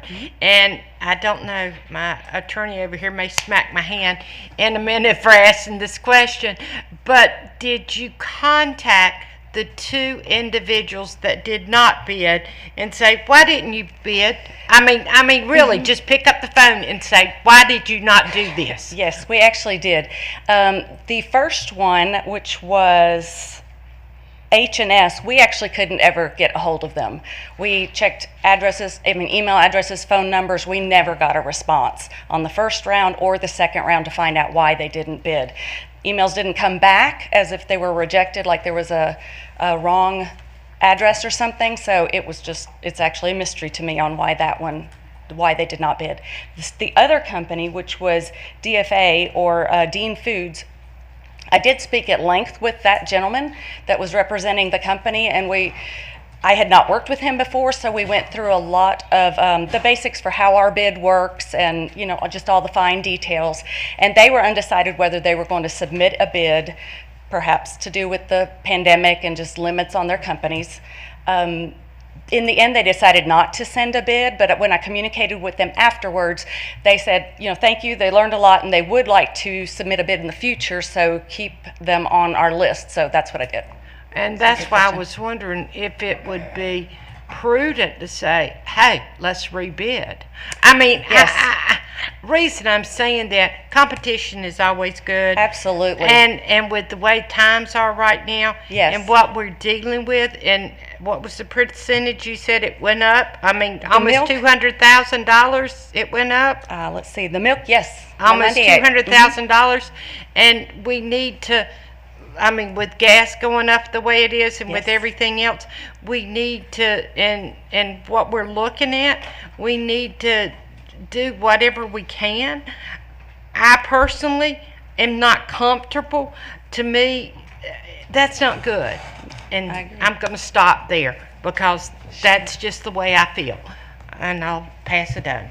Thank you, Ms. Carpenter. May I answer that? Yes, absolutely. I wholeheartedly agree with you. We like competition. It's good for us. It's good for the community. If I could find another one, I would absolutely send them an invitation. The one company that we did not invite back was the company we've used this year because it was an extraordinarily difficult year that I think cost us as much money as we might have saved by rebidding. So you are wholeheartedly correct, and I will do my best every year to find additional vendors. Thank you, Ms. Almond. Mr. Furr? Well, Ms. Carpenter raised a good point about the times we're in, and that's why you don't get any bids.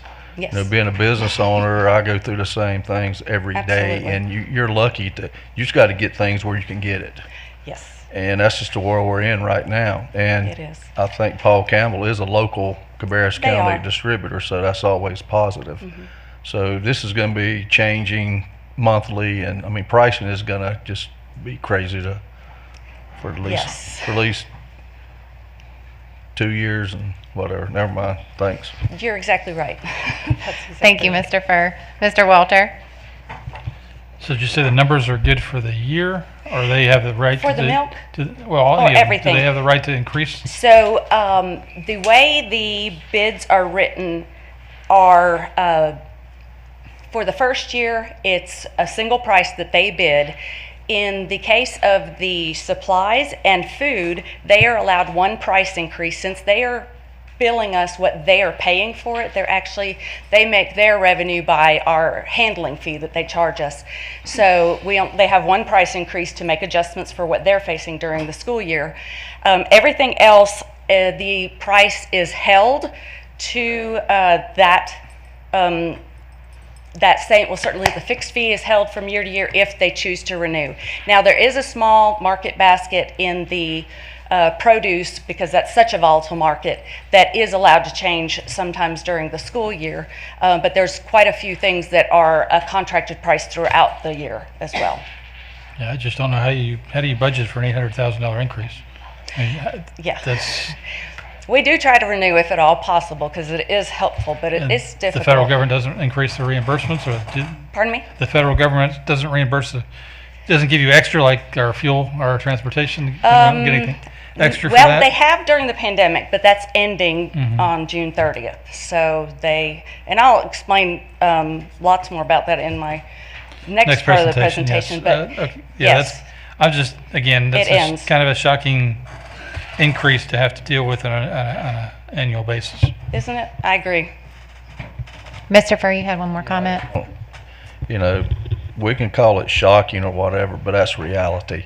Yes. I mean, if diesel fuel continues the way it's going, you're going to have fuel surcharges. We do.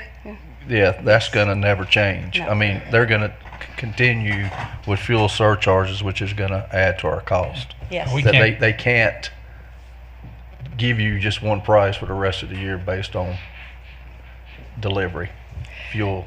That's correct. And actually, large food and supply distributors, many districts across the state wanted to renew, and their distributors would not renew with them. So their fixed fee doubled or tripled. So we were. And we can't cut. You have standards you have to meet.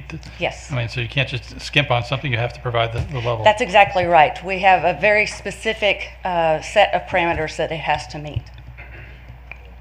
Miss Sandage.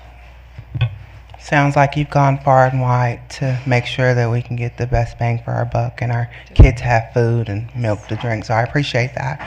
I think my question that I have, you'll answer in the next presentation, because I want to know how all of this comes into fruition when we aren't receiving funding for free and reduced lunch and all of that. So I think that'll be answered next. It will. Okay. Thank you for the presentation. Yes, ma'am.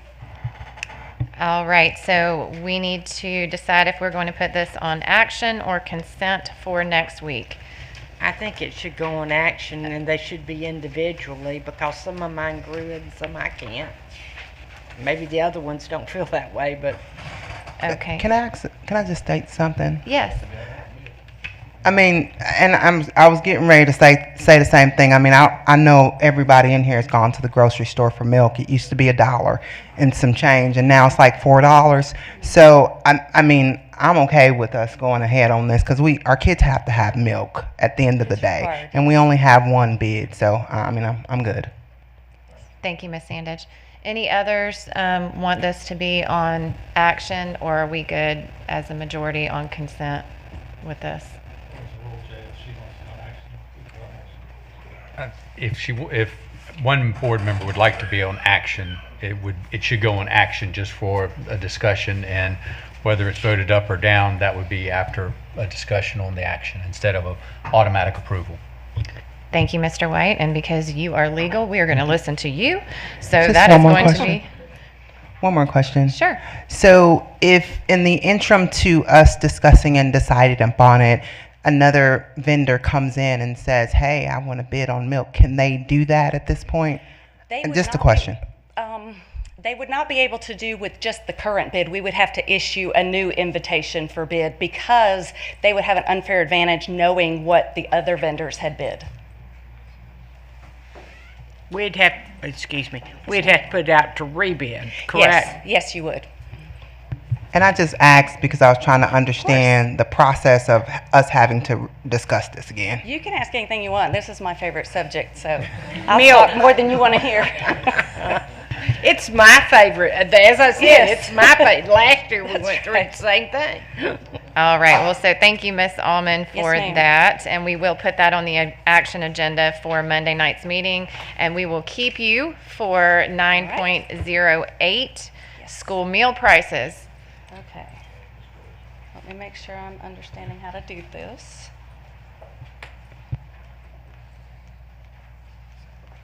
Okay, I got it. All right. So, here we are. Okay. So, as you all know, school nutrition is an enterprise fund. That means that we provide goods and services for the community or our students, and we're expected to be financially largely self-sufficient. And of course self-supporting. We are mainly funded by federal and state reimbursements, but we also are funded by some cash sales. There is a small amount that has to be kicked in here and there, but that is the vast majority of it. Reimbursement rates are mostly from the federal government. I'll get into a little bit more of that in a second. And they are based on the student's eligibility status. And I just wanted to, as I'm talking about eligibility statuses, I wanted to make sure I give you guys this information, which is for a student to be categorized as free, reduced, or full pay. If they're applying via the meal application, no matter how it comes to us, it is based on two things only. The only two things that go into that calculation are the number of household members and the household total income. Now, there are other ways that they can qualify that would be categorically eligible, which is what Dr. Roth was talking a little bit about in the Title I, as well as what we use in the CEP schools. And they have, but as far as the paper applications or online applications, it's only those two things. Then what we do is the USDA releases annually a eligibility guideline package, or just the eligibility guidelines, and all we do is compare those numbers to those guidelines. It's very, very objective. There's really no subjective part of it at all. If they are in this range, they're free, this range reduced, this range paid. So it has everything to do with those two items. I just wanted to be sure that the viewers especially were aware of that. Thank you for indulging me. Okay, oops. Sorry, I have my notes on one and this on the other. There we go. Okay, so let me start really with our federal and state reimbursement per meal. Now, as you can see, figure out where I'm going. I listed out 2012-13 because that's really been about a decade of changes. So you, without listing out all the years, you see kind of where we've been. 2019-20 is on there because that was the last normal year that we had where we priced things. Ever since then, we have had waivers in place. USDA has put waivers in place, allowing us a little bit of extra freedom and flexibility during the pandemic to feed as many students as we can possibly feed. Made it much easier for us. It just removed a lot of the red tape. So all the students were able to eat at the free rate, whether they applied or not. And they weren't required to apply. Some of them did, but they didn't have to. They were able to eat for free. So USDA releases the reimbursement rates about mid-July, which is actually after the school year starts, but that's typically what they do.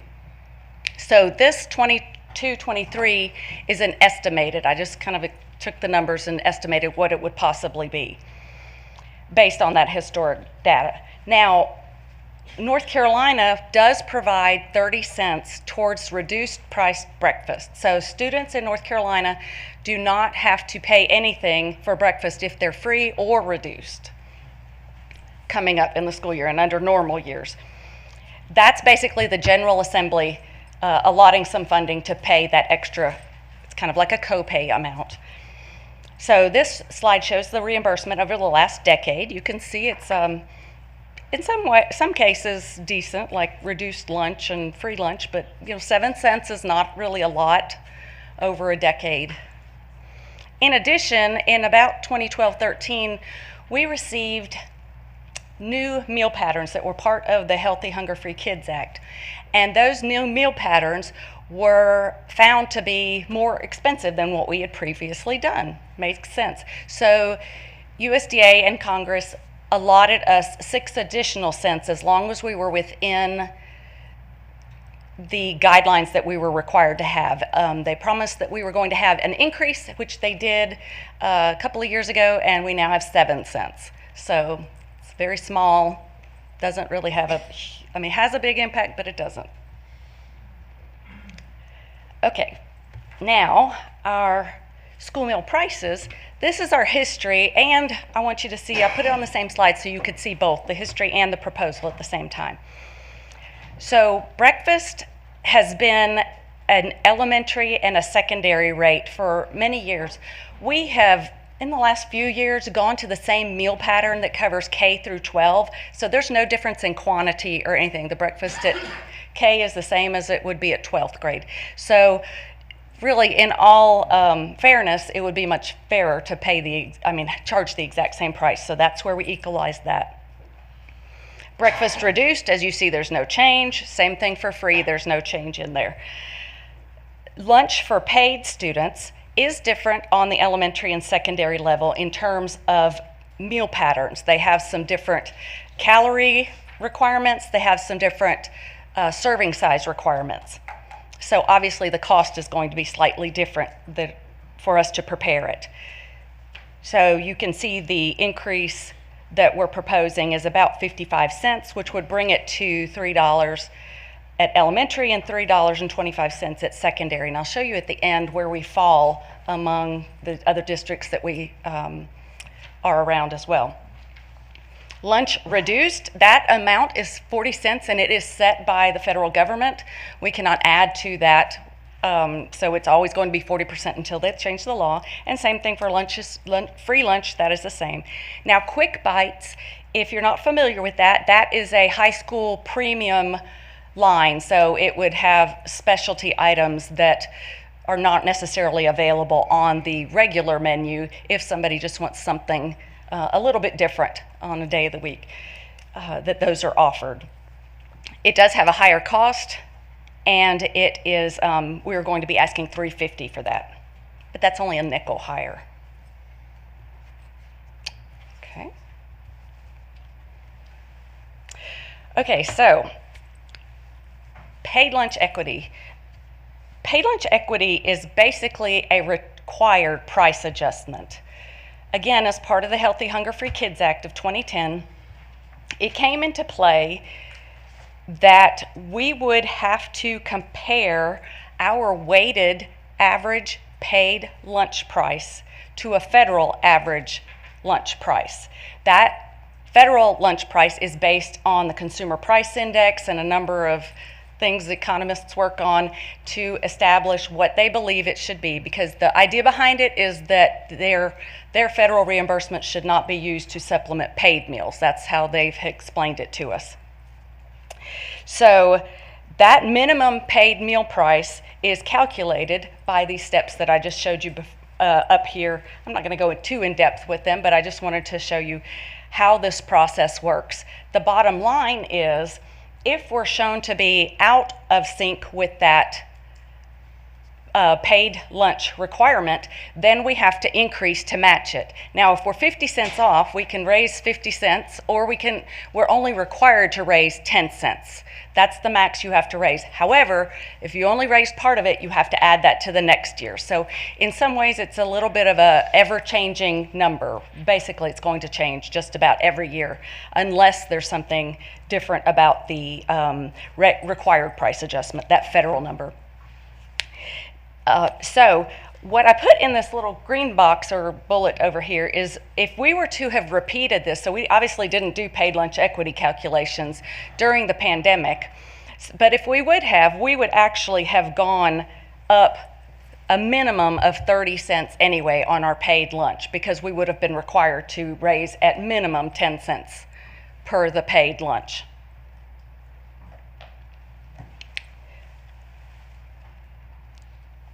And so again, they are just wanting to be sure that we're not subsidizing paid student meals, and they want to be sure that we have enough funding available to serve the nutritious meals to all students.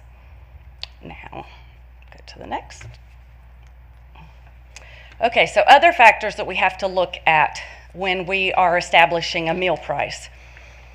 What are the things that we have as expenses? So we've talked about the revenues that we already have. We have labor and benefit costs, which rise annually or on a regular basis, such as hospitalization and things like that. And wage increases we saw well, it came out later than that, but effective July 1 of last year, our minimum wage was $13 an hour, and now on July 1 of this year, it's $15 an hour, which is a wonderful thing for our community. I'm happy about that, but we do have to fund it. So that is a increase that we have to include. Other expenses that are rising annually, which you just saw under our bid presentation, was food, supplies. Equipment has gone up significantly in price. Ironically, a lot of it's not available. We have about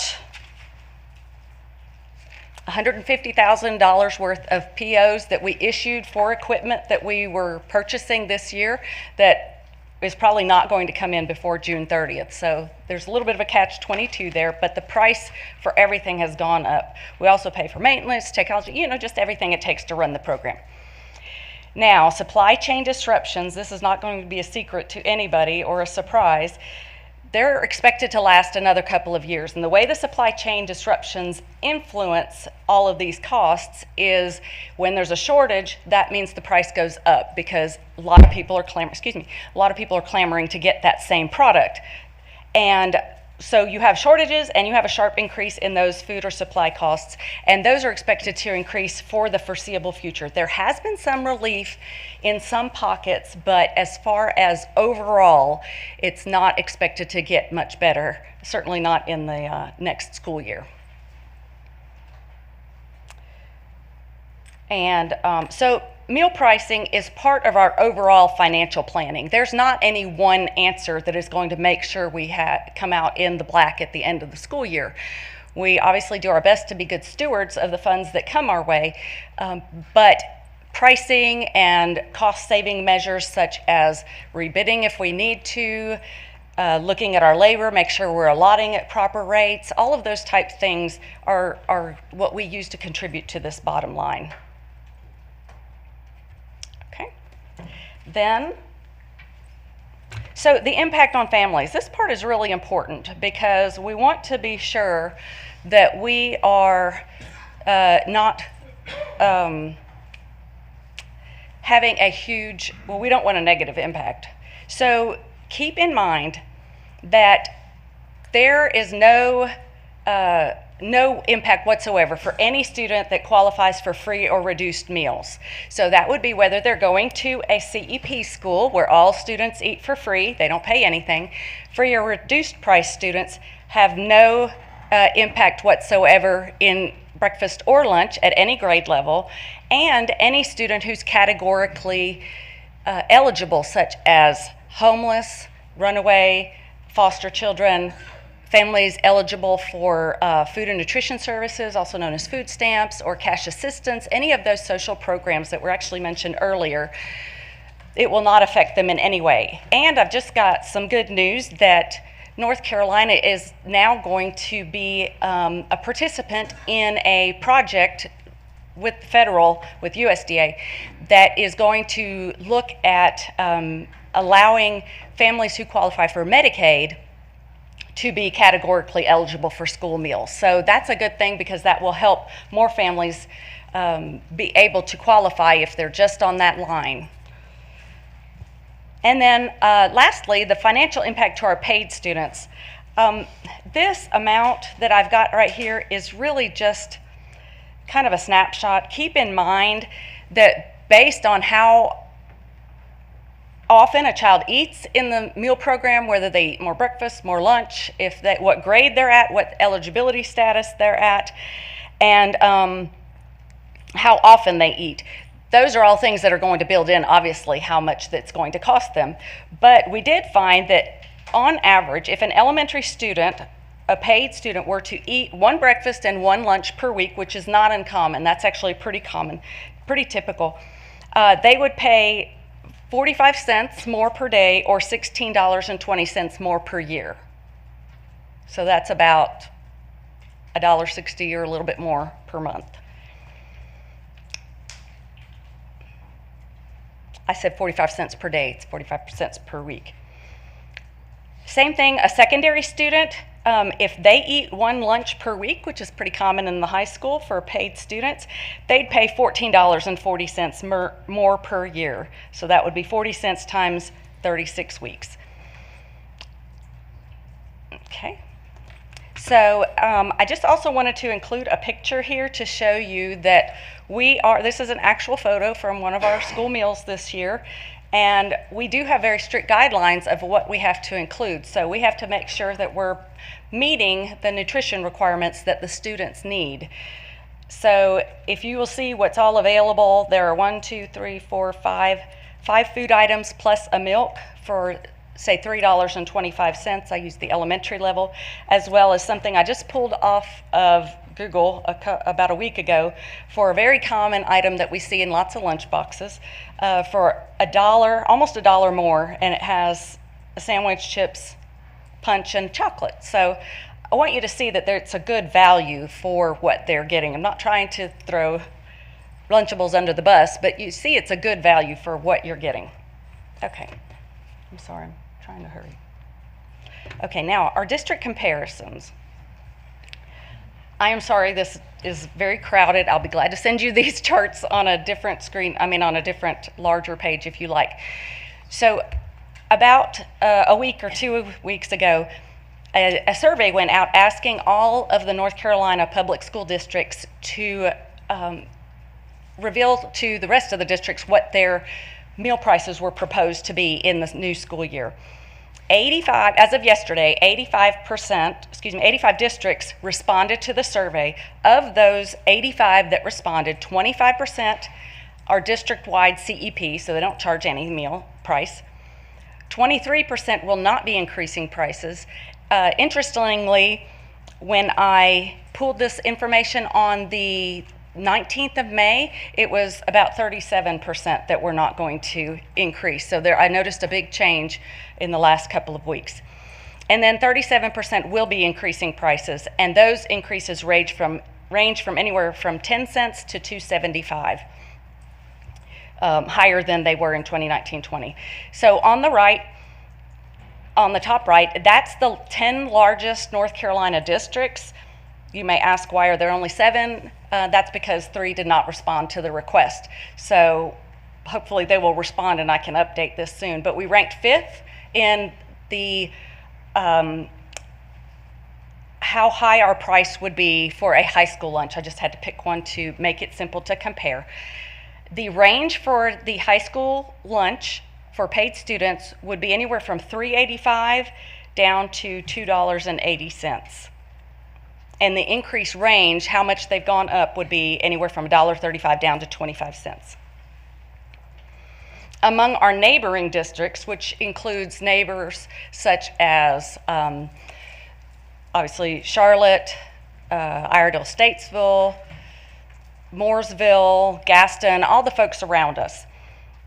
We are 4th out of 10 respondents in meal price, and they also go $3.85 down to $2.40. And then of those 85 districts that responded to the survey, the 37% who said they would be increasing prices, I mapped out how much or where we are located in this. And we are 21st of 37 respondents. Again, the high is $3.85 down to $2.50, and the increased range is $2.75, and that was a district coming off of 100% CEP, all the way down to 10 cents. Okay. Do you have any questions? That's a lot, I know. So thank you, Ms. Allman. That was a lot, and you went into great detail with that, so thank you very much. I will then now open the floor for comments or questions with the board members. I will start with Ms. Sandage. All right, so 2 things. Can you clarify CEP and PO?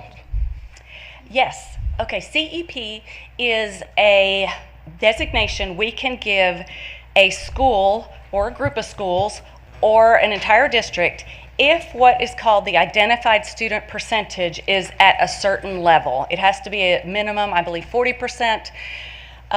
What it is anyone that I mentioned earlier, so that would be foster, migrant, runaway, homeless, folks eligible for FNS or SNAP or TANF, any of those folks, because they don't have to fill out an application, we call them categorically eligible. So if the percentage of categorically eligible students compared to the membership at that school is at least above 40%, you can designate them as CEP and just have everyone be able to eat at the free level. The idea is to, if you're going to be processing a lot of applications anyway, just to kind of reduce some of that burden. It's also there to include in that reach the folks that may be right there on the just right there on the gap where they might not qualify. And then it also increases participation because it removes stigmas from any students. So they're not worried about, well, everybody's free, so there's not a stigma. They can go in and enjoy breakfast and lunch at that. They're very common in elementary schools. Our elementaries are, where did I write it? It's okay. I just wanted you to clarify the acronyms. Yes, I'm sorry. And It's then okay. PL is just paid lunch equity. That's the calculation. Okay. So I've got a lot of questions, and I don't think we have a lot of time for that. So is there a way that I can maybe sit down and grab your brain for 30 minutes so I can understand, again, how we go from free lunch to paid lunch? That's Absolutely. concerning for me. Okay. Yes, absolutely. Mr. Walter? Yeah, this is a ton of information and it is very complicated and hard to understand. It is. And I thank you for, again, try to explain it all to us so we can tell our stakeholders about it as well. I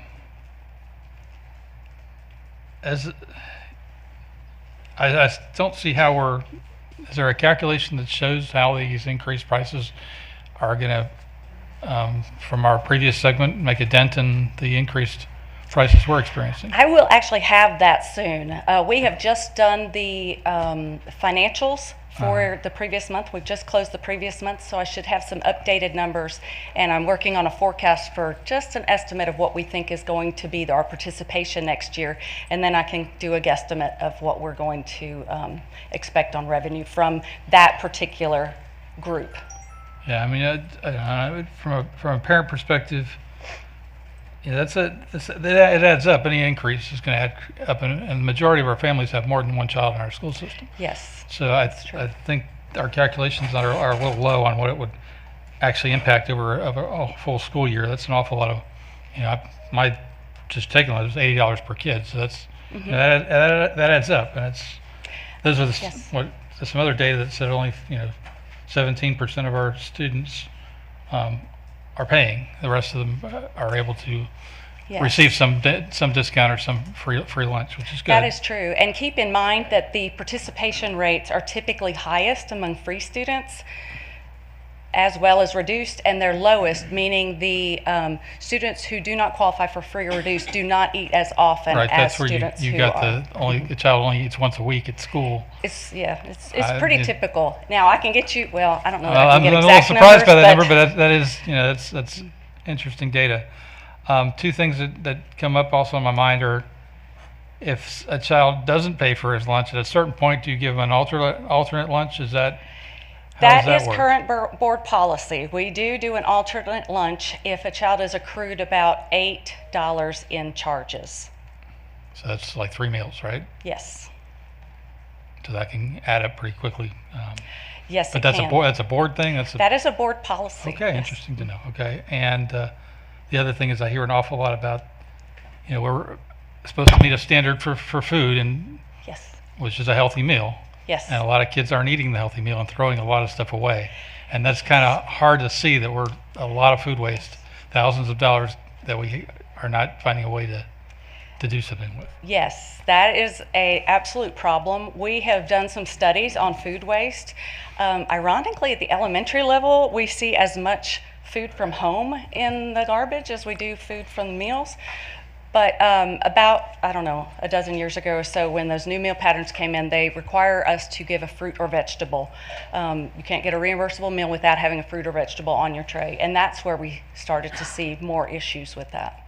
They can still decline 2 items, but you can't decline the fruit or vegetable. Okay, thanks for that information. Mr. Furr? I was just looking at the numbers. So 23% will not be increasing pricing that you got results from. Have you figured out why they don't have to? I don't really know why all of them do not have to. I have been asking some of my counterparts in other districts what they're doing, and it's just a variety of reasons. But I can't name really a list for you because I don't know exactly what their reasoning is. Yeah, and you see the range that are increasing is that 10 cents to $2.75? Yes. Okay, that's all. It's just a lot of information, but thank you. Yes. I'm sorry. All right, Ms. Carpenter?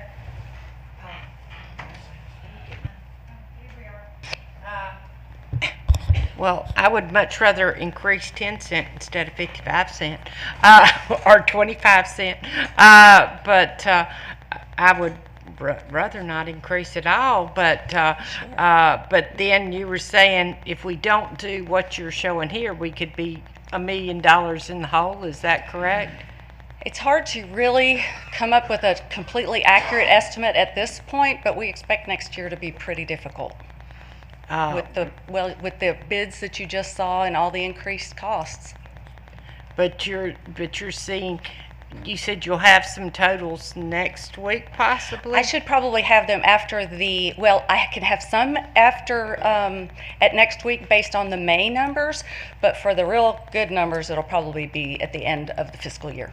But, and two, I'm sure you read the surveys and everything we got back, because Mr. Furr referred to that, or maybe it was Rob, talking about the waste. And one of the things, and because I went through a lot of those surveys, and again, it kind of goes back to things we heard a couple years ago, talking about some of the food that's served, and some of the things we were talked about on those. And the honey buns come up again, and some of the parents talked about that, talking about the sweets being served, and the honey buns came up, that they didn't think we should have honey buns, and that was one of the things we were called on by Kids Plus, and that we shouldn't have honey buns. So think about the honey buns. But that's one of the things we couldn't have with the Kids Plus. I mean, it wasn't Kids Plus. You're talking about the NC Pre-K. You're talking about at the NC Pre-K, maybe? It was a really strict set of guidelines. Early childhood. But that was something with their program that we couldn't have. But that was mentioned on the survey, was that, and it was one other thing, but those two things. But like I say, anything we can do, but I would like to see our numbers, because I was just as I mentioned earlier, and you were in here, I kind of looked at seeing how many children, this was elementary, how many were bringing lunch and how many were eating that day, and I was looking to see and they had corn dogs that day, and I was in the milk, and I was looking at what was on the tray, but I was looking to see how many children had bought their lunch and how many were eating at that particular day, and I was surprised at how many children had bought their lunch. So that's why I'm interested, because again, if we raise these prices and say a family has 4 or 5 children, and you raise the prices a good amount, they may quit bringing it and start bringing the lunches. So that's going to decrease the amount that we get. So we've got to weigh this out. So I would like to see those numbers. Yes, and definitely families with a large household would definitely be very well served to fill out an application for free or reduced meals to see if they might be eligible. Definitely. And so that could change the way we look at things. But thank you so much for your presentation. And let's look at anything we can do, because we've got to look at every aspect and what we can do. Absolutely. To help the families. Yes. And what we're doing. But thank you for your presentation. Thank you. Thank you, Ms. Carpenter. Ms. Adcock? Yes, thank you, Ms. Almond. I just wanted to make sure that you did say there's no impact on families that are currently on free or reduced meals with these prices. Is that correct? Yes, that's correct. The reduced meal prices are set by the federal government, and the reduced breakfast price is supplemented by the state of North Carolina. So they end up being free at breakfast and only 40 cents at lunch. There will be no change to the lunch price. And then free, there's no change to that this year. And what percentage of our students are in the free and reduced lunch or meals in the schools? Well, to give you an accurate number, which may not actually be accurate, I would probably have to go back to 2019-20. The reason is we have not over the past 2 years required any student to complete an application unless they needed to for other reasons. So that means we had a great many students that probably would qualify that did not apply. So what we have now, I don't believe is an accurate number. I believe it's skewed because of those waivers. The 1920 numbers would be a whole lot closer, but we typically don't do a district number because once the CEP goes into that calculation for the same reason. It becomes less accurate than you would like it to be. So it's kind of better to look at the district without including that group, in my opinion. Okay, thank you so much. Yes, ma'am. And I actually have a question / comment regarding this. So regarding the food waste, it brought to mind a summer camp that we had gone to through the school. And they actually had a food waste program. And so what they would do is measure, the kids, if they didn't finish their food, they would put it into the trash. And then they would do like a measure of how much actual food waste they had. And then based on that, then they would get certain prizes or something like that with the grade level that had the least amount of food waste. Oh.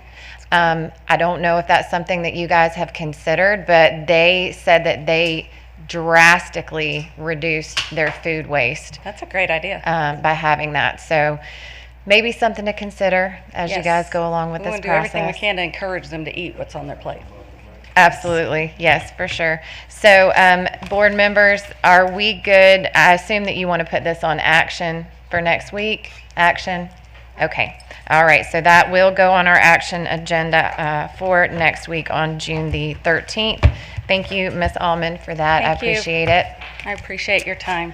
So we will now move to item 9.09, which is the 2022-23 Board of Education meeting calendar. And Dr. Kopicki, did you want to talk about this? Yes, I would ask the board to move this calendar to an action item for next week. There are some approval dates on that agenda that we need to review. There are 2 months where there are conflicts. We just want to review those dates and make some changes and bring back some different recommendations. But we need some time to vet those dates. If the board is okay with that, we can make it an action item next week. Board, do I have a consensus for that action item? Okay. Thank you. All right, moving right along. Then we will go to item 9.10. Mr. Allred, this is for the 2022-23 Cabarrus Health Sciences Institute Memorandum of Agreement. Welcome.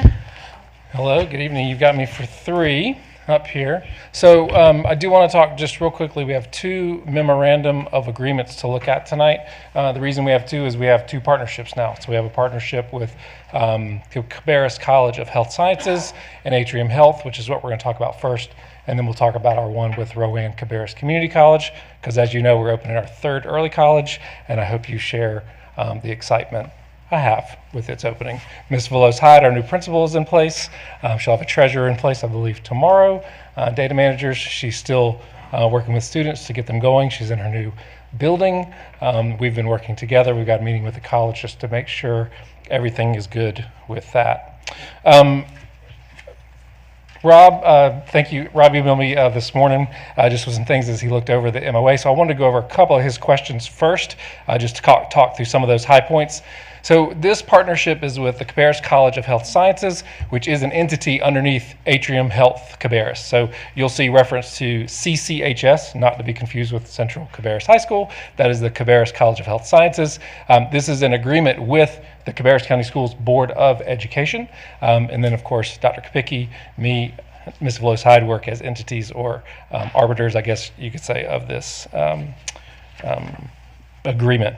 So we go through that. This is mostly modeled after our current memorandum of agreement that we've had in place for years with RCCC and our 2 existing early colleges. There are some formatting changes. Different organizations have different ways they like to look at things. So formatting is a little different, but the contents are almost exactly the same. There is an error on page 2, which will be rectified by the time this is voted and approved on next week. And you see it in its final version. You'll see that in section D on page 2. The dates are incorrect for this, but it does outline that we will put a liaison in place, not next year, but for the 23-24 school year. So a liaison at an early college is a staff member that works for Cabarrus College of Health Sciences. We reimburse a portion of that person's salary. That person's responsibility is to help students as they matriculate early into college life. So that person works very closely with the administration, teachers, school counselor, but serves in a capacity to work work for the Cabarrus College of Health Sciences. We don't need that year one because we have 60 students that come in as freshmen, and they don't move into college courses, of course, until they get into that sophomore year, and they're full-time college students their junior year. So it's very important to have that person in place as students are in their 10th grade year, so when they move into college, they're ready. I'm moving over to page 6. Just another highlighted item. So we're in a unique situation with the Cabarrus College of Health Sciences. They're a growing college. Dr. Cam Cruikshank came on board maybe a year and a half ago, and they're growing, they're expanding. So they're looking to move facilities, move locations, working with things like that to grow that college, which means that our early college is a piece of, a component of the Cabarrus College of Health Sciences has to be ready to kind of move with them. So we have our place for the first year. So we have a lease in place. You'll see that in Exhibit C if you scroll through the document that outlines where we'll be. I did, to kind of go back to our early safety conversation, you'll notice one missing component of that. The school map is of rooms and locations and is not in there. So if you need that, I'm happy to show you that offline, but that's not in your exhibit in our board docs to keep that private. But we'll be there for 1 year. So you'll see the term of that lease is for July 1, 2022 to June 30, 2023. Right after that, in section 6, you'll see the general terms of this agreement stretch out 5 years. So our agreement with the Cabarrus College of Health Sciences and Atrium Health Cabarrus is a long-term agreement, but our lease for the facility we're in for year 1 is a 1 year term. The Cooperative Innovative High Schools guidelines from the state of North Carolina guide us in we must provide a facility for our school, which we want to do, and we'll continue to do that year after year and keep the board apprised of the progress within that.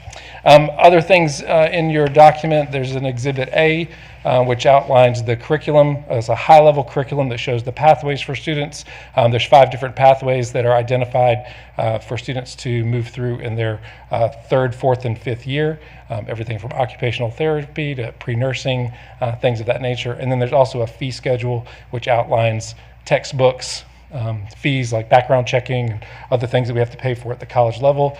Those are all budgeted and included with what we already have in place to move forward, but we gave you some examples of that. There's a little note that they're subject to change, as everything in colleges are. As the college grows, programs may be added or sunsetted, depending on where we are with that. And like I said, this is very consistent with what we've done in the past. Jay White and his office have looked over this. The attorneys through the college have looked over this. Dr. Kapicki, Cabinet have looked over this. Carol Herndon, insurance, all the appropriate folks that we need to. So I'll stop babbling for a moment and let you all ask any questions you may have about the new early college memorandum of agreement. All right. Thank you, Mr. Allred. So we will start with Ms. Adcock for this. Do you have any comments or questions? No, I don't have any comments or questions. I'm just excited about these new pathways for our students and how they'll provide healthcare career opportunities. I think this is really great, and I know that our students are going to be excited to be able to apply and watch themselves grow into these careers. Thank you, Ms. Adcock. Ms. Carpenter?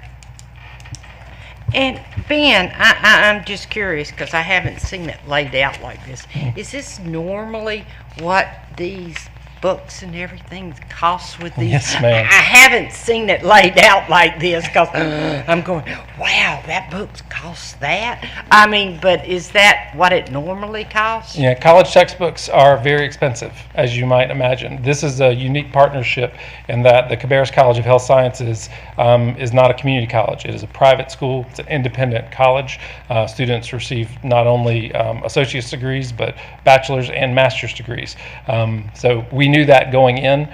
We have applied for and always hope for supplemental funding from the state. We find out this summer if we get that, but it's part of the fee structure that's built into making this available for students. Is there a used bookstore? So I talked with Ms. Black and Mr. Fishback about this and Ms. Velocide. So they're very skilled at utilizing and reusing books as appropriate. So Dr. Patchett, who's the provost over at Cabarrus College of Health Sciences, who'll be retiring this summer, so we'll miss her terribly, we will look at that every year. So it's part of the process for the principal and the staff to maximize our dollars. But we'll reuse and buy used books anytime we can. I'm sorry, it just, I mean, my son went to college and I know the book, but when I saw that, and it was in, you know, it did give me some sticker shock, I'm sorry. But I know it is expensive, but that is, to see it laid out like that. But like I say, if we can get us a used bookstore, that would be nice. But I'm sure we always try to help Yes, our ma'am. students any way we can, and I'm sure y'all will do everything you possibly can. But that is first time I've seen that laid out like that, and I've never seen that with one of our other early colleges. So that was a, you know, We something pay for textbooks there too, a pretty substantial amount. but that did kind of throw me off. But thank you. Yes, ma'am. With your help with this and anything we can do for our students, I'm all for. Thank you so much. Thank you, Ms. Carpenter. Mr. Furr? No question. Mr. Walter? And how many students are we going to have over there? We will have 60 per year plus our 5th year, so it'll be about 275 students Okay. And then after the fully when mature. it's fully through, and we'll have a different location, right? Yes. But the other question that you didn't address was the security aspect of the fact that we will not be having LEOs over there. We're relying on a third party to provide security, and that's not part of that. They're not an entity to this agreement. So I did look at that, and I'm sorry if I didn't fully articulate that. So if you'll look on page 1, paragraph 1, and Jay and I talked about this before, so Jay, help me out if I mess this up. So if you'll look at second line, the Charlotte Mecklenburg Hospital Authority doing business as Atrium Health Cabarrus on behalf of its Cabarrus College of Health Sciences. This agreement is actually entered into with Atrium Health Cabarrus. Cabarrus College of Health Sciences implements the program, the school, the classes, the staffing, but the agreement is actually with Atrium Health Cabarrus. So to that end, when we say, what I did go back and modify in the document after we talked, but I didn't get it updated to board docs, is to replace Atrium Health with Atrium Health Cabarrus throughout the document to notify, to rectify that. Thank you for bringing that up. All right, and Ms. Sandage? Carolyn, you must haven't seen a college book rate in a while, because they high, just so you know. I spend hundreds of dollars on textbooks, but this is exciting stuff. I'm glad to be able to watch this come into fruition, and I truly appreciate all of your work on this, and knowing that our students will be able to leave from here with, you know, bachelor's, master's degrees is, you know, pretty profound. So thank you for all of this work. Well, thank everybody for all of this work. I don't have any questions. Thank you. Well, you just give me an opportunity to say my favorite thing about early colleges is they break generational cycles and give access to a future that some kids may not have an opportunity to do so. And our 2 early colleges, Cabarrus Early College of Technology and Cabarrus Kannapolis Early College, have been doing that for 10 plus years, top in the state. Yeah, my baby's getting ready to turn 39, so it has been a while. Well, and I will just agree with everyone and say thank you. We certainly have set a standard here in Cabarrus County, and hope we will continue to set that standard within the state and within the country. Right, Dr. Kopicki? Yes, ma'am. All right, so we will keep you, Mr. Allred, for 9.11, which is the 22-23 Early College RCCC Memorandum of Agreement as well. There's a few key changes in here I just wanted to point out on page 1. The community college and our 2 early colleges are in constant communication to make sure that we have the most up-to-date programs available to our students. So you will see an arts, associate in arts and teacher preparation, and an associate in science and teacher preparation that are coming on board for students in the future. Those are noted on page 1.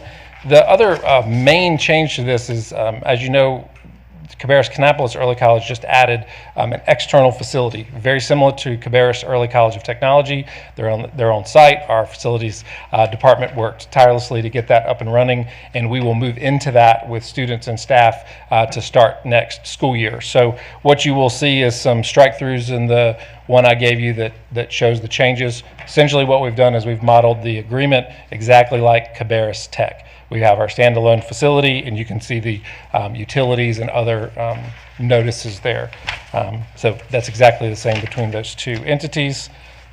Changed a little bit of a title for security officers to campus safety coordinators on page 7, and then updated it with a new superintendent this year. And for the most part, those are nominal and minimal changes to that agreement. So that's one we've pretty much got down to a science. And if you have any questions, I'll be glad to answer those as well. All right, thank you so much. So we will start down here with Ms. Sandage this time. No questions. Thank you again. Mr. Walter? I'm good with these. Mr. Furr? No questions. Ms. Carpenter? No questions. Ms. Adcock? No questions.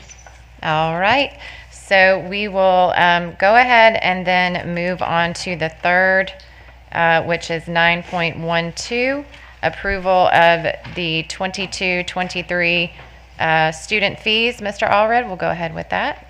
So the first thing I want to note about student fees is, as per board policy, we do everything possible at both the district and school level to minimize student fees whenever possible, and to alleviate barriers to participating in any curricular or extracurricular activities for students who have financial needs. Our principals and school staff do that every single day. Last year, the board policy changed. Usually I give you a longer list and a crosswalk between one year to the next. There were no changes in our district fees this year.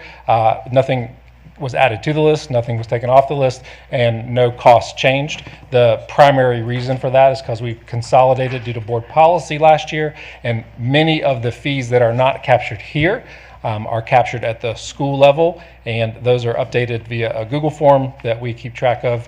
I know, Rob, that's something that's near and dear to your heart, and I looked over that today just to make sure are the fees consistently, are they different between schools? Are they high? And the answer is no, they're not very high between schools. They're not noticeably different between schools. There are some that you might consider a little higher, like if you were participating for cheerleading or soccer and you had to buy a uniform. If you're in the band and you might be charged a fee, for example, if you get an instrument that you lost, like a fine, those might be a little higher, but most things were field trips, t-shirts, small fees per school.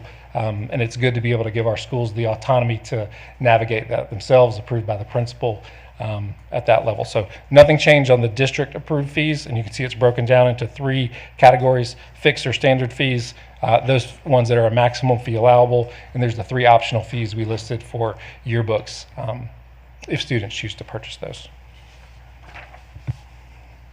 Okay, so we will open this up for questions as well. Ms. Adcock?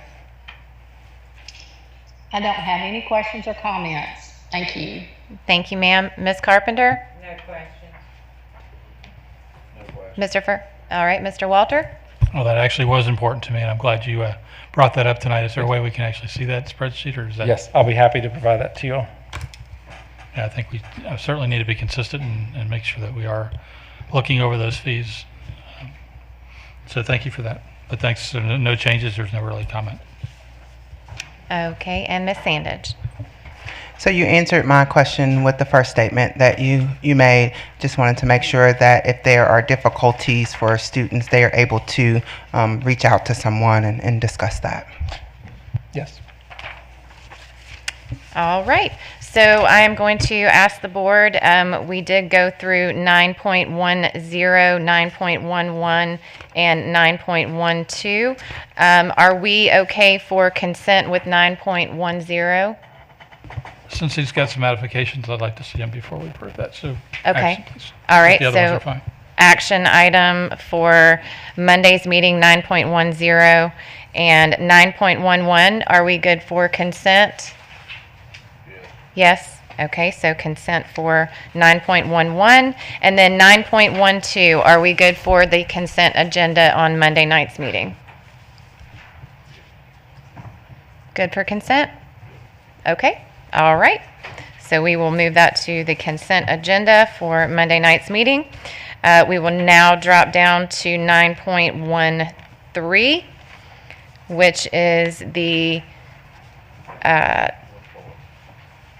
A133-219, standard form of agreement between owner and construction manager as constructor with Mr. Tim Louder and Mr. Brian Cohn. Thank you guys for joining us this evening. Welcome. Good evening.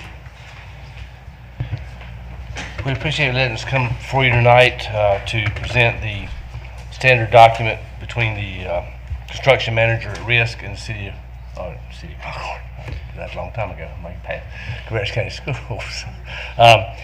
What you'll recognize in your package is you do not have the agreement attached, and we do apologize that. It slipped through a couple of reviews and everything else, but we will have that to you first thing tomorrow morning. But with that, I'm going to give you the description anyway. On October 4th, we approved the Rogers Builders as construction manager at risk. We have been negotiating with them. At this point in time, they've been working with us on the pre-construction agreements throughout the process. We're asking tonight that you approve the A133 2019 version between Cabarrus County Schools and Rogers Builders. Once approved, this contract, you will have two amendments come before you. One will come before you tonight, but I'll present that in just a moment. Be the early site package. And then you'll have a second amendment, which will be the final guaranteed maximum price. It will come to you probably in about October. Okay? And with that, that's what this item's all about. So the A133 that Tim's speaking to is kind of the meat of the contract language of these documents. There's no dollar value attached to that initial A133 2019 version. And as Tim said, we've been working with Hartsman Williams and Rogers and going back and forth with the language and making sure it's to what our liking is and what we're most protected by. It's very similar to the structure of the contract that we did with Shellco for the Roberta Road Middle School project, almost identical. And in similar fashion, in that school, we brought two amendments to this board after that agreement was in place, and we'll do the same in this setting. And we appreciate Mr. Andrew Cornelius' help on this. He's done a really good job of making sure we're in a good light, so thank you. All right, I will open the floor for comments or questions, and we will start with Ms. Sandage. I don't have any questions. Thank you. Mr. Walter? So there's no document to review yet? There is no document uploaded. No, it inadvertently got missed, so it'll be uploaded first thing in the morning for you. Okay? All right, thank you. Mr. Furr? Ms. Carpenter? Just question-wise, why did we decide on Rogers? I mean, I'm just asking. So in October of this past year, we put out a request for qualification statements to firms interested in being a part of that project, and they go through that process of submitting to us. We have a committee that shortlists and interviews those firms, and the committee chose Rogers Builders, and this board approved Rogers as that CM at risk firm at the October meeting of 2021. Okay, so we did. You certainly did. That's a good answer. Okay. We did it. We did. Okay. All right, and Ms. Adcock? No comments or questions. Okay, thank you so much. All right, board, do we want to place this on the action agenda? Yes, please. Okay. And moving to 9.14, this is the A133-2019 guarantee maximum price amendment. Again, we've got Mr. Tim Louder and Mr. Cohn. That's correct. So as we just spoke, there will be amendments to that initial A133 agreement. There will be two amendment packages that are part of this project. The first is an early release package that's going to capture an early site package, a structural steel package, an early roof material package, and an early generator package. All four of those scopes of work are severely challenged with delays in terms of supply chain. So it has been presented to us by the CM at risk firm that we needed to authorize those as early release packages. The values of those packages plus some additional items for materials that we've also begun to identify as long lead time items is in the amount of $16,853,018. And those documents are uploaded for your review. If you have any questions, I'd be happy to answer them for you. Okay. So we will, again, open the floor for questions. We will start this time with Ms. Adcock. Ms. Adcock, do you have any questions? No, I do not. Ms. Carpenter? No, but we will have that on regular voting. We're not going to, okay. Mr. Furr? Mr. Walter? What's the total price for this project? Budget for this project? So the budget right now is set at $38 million. All right, so it's a third of that or whatever. I'm sorry? A third of that Yes, or sir. so, yes. Yes, sir. Ms. Sandage? No questions. Okay, and we will place this on action or consent. Are we good for action? Okay. All right, so item 9.14 will be placed on the action agenda for Monday night's meeting. Thank you, Mr. Cohn and Thank you. Mr. Louder. All right, moving on to 9.15. This is for the CTE local application for funding. We have Mr. Rusty Parker. Thank you for joining us this evening. Good evening, everybody.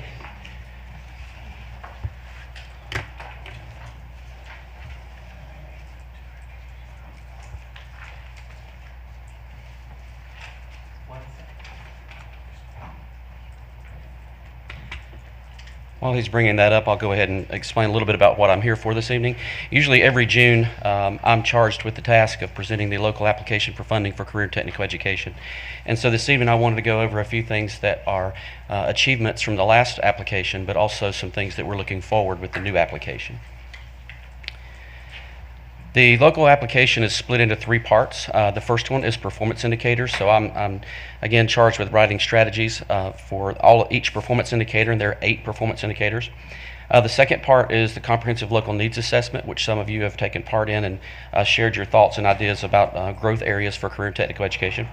And then the last piece I have to write is narratives on our career pathways and the pathways that we offer. To talk about the first one, performance management.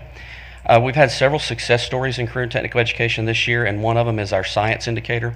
Career and technical education is charged with how we support the biology EOC. And so right now we are at 13, almost 14% above the state average on that indicator, which I'm very proud of that. That is the new performance indicator that came in with Perkins 5. The next one also is our post-secondary placement, which is above 95%, and that is for all students that enter either the workforce, post-secondary education, or the military. Every spring we're charged with completing a feedback survey of every student that was a CTE concentrator the prior year's graduates. And right now, every time that we've done that, we've maintained above 95%, which is a huge success story. The growth areas that we have, I met this past week with Carl Sane, who is our instructional specialist for math, and one of the things that we talked about is how to support students in this math initiative. Our strategy is to partner with the math instructional specialist and the EL coordinator to address learning gaps and how we support specifically EL students in the math indicator. And this is the one I always like to show, students that complete a CTE pathway. The graduation rate for those students is 99%, so I always like to share that CTE keeps students in school. We help them graduate. The second part is the comprehensive local needs assessment.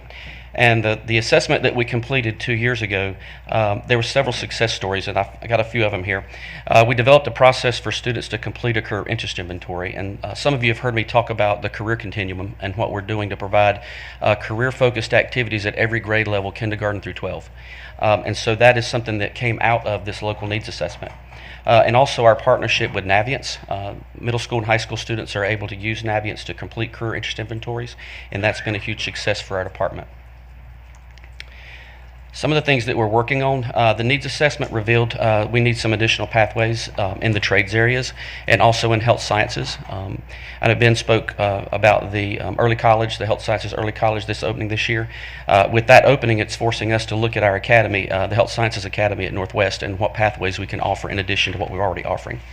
And then trades, we also are looking district-wide, not just with academies, but where we can offer additional trades programs. One thing that we're also doing, the bottom bullet on that slide, is working with Rowan Cabarrus Community College to provide a cleaner articulation process. Right now we have a process, but it's a little bit of a challenge to share data with Rowan Cabarrus Community College. And so what we're doing is working with their staff to create a cleaner process in that area. Part 3 of the application is a discussion about the pathways that we offer. I think the last time that I spoke before the board, I said that we had 45 career pathways.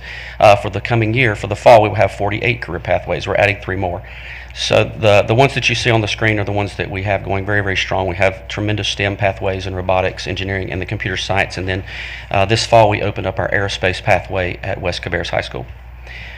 We also offer health sciences. Business management is a very strong pathway, and also our marketing, which is tied to our DECA program. So, with that CTSO, we have a very big success. Foods and nutrition is a pathway that we offer at every high school and every middle school in the district, so it's probably our largest pathway or our largest career cluster that we offer. We also have a very strong agriculture, automotive, and then architecture and construction is the one I said that we're looking to expand for the coming year. Again, 48 career pathways, and the new pathways that we're offering are focused on the academies. Aerospace engineering is the 3rd pathway in the Aviation Aerospace Academy. And then the 2 coming on for the Finance Academy or the FinTech Academy is data analytics and financial technology. So those are coming on strong. I also want to talk, one of our big successes is our Career Connections Day. And we were very fortunate this year that Great Wolf Lodge was our title sponsor. This year we had 71 business partners and then 800 students attended, which was a huge increase over the last face-to-face event that we had. But if any of you know the team at Great Wolf Lodge, they are a tremendous support to our school district, and I'm very grateful that they helped us out that day. We also had several others. You see Ben Minette and Family of Dealerships, Casco Signs, Sea Life, and then Terra Green Precision Landscapes. All 4 of these were our silver sponsors, so they were, again, great helps to us. I'm just going to show some of the other companies that helped us as sponsors and donated funds to the event to make it successful. You see some of the Cabarrus College of Health Sciences. We have a whole list. And then here's a few others. Roy and Cabarrus Community College was a tremendous supporter of that day. If you were there and got to attend, they had the whole back wall of the arena. So they had several people there showcasing their pathways and their programs and how students can move from our school district into that. Town of Harrisburg, huge supporter that day, and also Wayne Brothers down at the bottom there. These are a few others. I'll tell you probably the most popular booth at the Career Connections Day was Cinnaholic, so I'm going to pinpoint them. I think they had the highest number of attendees because of what they were giving away. But also Corning was there, Gordon Foods, and Hendrick Motorsports. We had a great turnout from all of these companies. This would not have been possible without the team from the Cabarrus County Education Foundation. So I want to say a huge thank you to Amy Goff and their team at the foundation because their board members jumped in and helped with anything possible. With giving out water, managing the registration booth. They did a great job, and I appreciate the work that they did. So, and that is the wrap up. If I'll take any questions if you have any. All right, thank you, Mr. Parker. Ms. Adcock, we'll start with you. Do you have any questions or comments? Don't have any questions. I would just say how proud I am of our CTE programs and just the continuous growth and success that it's done within our students. And it's just so great to see that we've added 4 more pathways up to 48. And just kudos to you and your team, Mr. Parker. Thank you very much. Ms. Carpenter. So true, Rusty. I have been following our fearless leader around throughout the county as he has gone around to all the high schools to meet with the parents, and every time on the chart you're right there at the top with choice and with all the choices we have. And again, your presentation is great. And wherever I go, I'm always talking about your programs and what we're offering our schools. And you're doing a great job. Thank you very much. And just keep up the great work. Thank you. Yes, and offering the children what we need. And don't forget about plumbing. That one came up, so it's not forgotten. And you got the electrical program for her, but you keep doing a fantastic job, and thank you so much.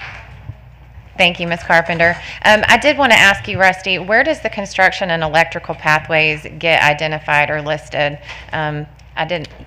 Where do they get? You didn't say those as part of the pathways, so just wanted to make sure that those were identified. They are included in our trades programs, all of them together. We have right now 2 carpentry programs. We have 4 masonry programs, and then the electrical trades program that you know about. But every time I go do one of these assessments or talk to people in the community, we hear more and more about plumbing, but also HVAC and those types of programs. So we are looking at how to make that happen. We've talked to a few people about what that would look like, but it is going to be a facilities need. So again, that's outside my wheelhouse. There'll have to be a bigger team discuss that than just me, because there is an outlay that would need to be handled for facilities. So it is on the table to talk about. So. Awesome. All right, thank you. Mr. Furr? No, I think there's not enough positive things you can say about what you guys do. As far as I'm concerned, you can have unlimited funds. Oh, that made my day. Thank you. Mr. Walter? Again, I'm also a huge supporter of the work that we've done over the last several years and the impact it has on our students and gives them the leg up going out into the career force, and thank you for that. But this agenda item is about money and funding. Can you tell us about what is this a state fund request? Is this a local fund request? What are we asking here for this? Yeah, what is I the did ask? receive your email, so in response to that, this is a state and federal presentation. This does not include any local funding. So this is what we receive from the state of North Carolina and also our federal. But also it's inclusive of our payroll. So that's why in the executive summary that I sent to all of you, it included a PRC 13 payroll budget. And right now that stands at about just over $12 million. So and that is an increase of about $500,000. Yeah, that's what my next question is. How does that compare to what we had 2 years ago? Yeah, it's a nice increase. So. Thank you. And Ms. Sandage? Nope, I don't have any questions. Thank you. I do appreciate all that you do. Thank you. Thank you, Mr. Parker. So, board members, are we good for consent with this one? Yes? Okay. Thank you very much.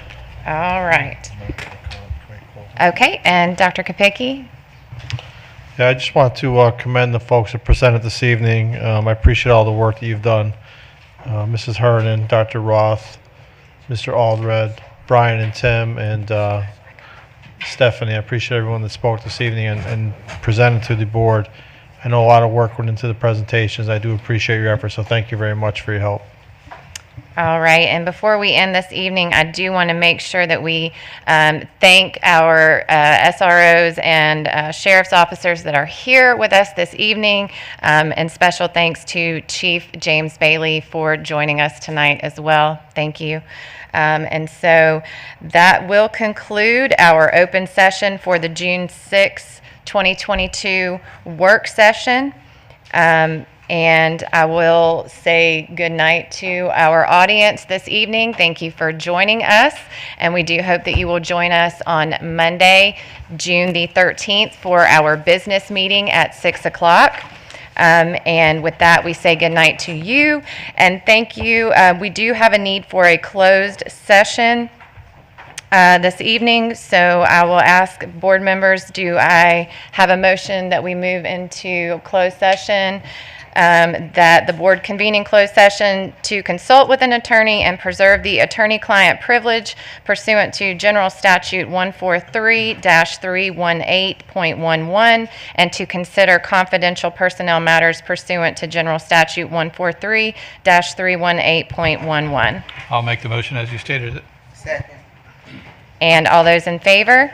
Aye. Any opposed? All right, we are in closed session. Thank you guys very much for joining us.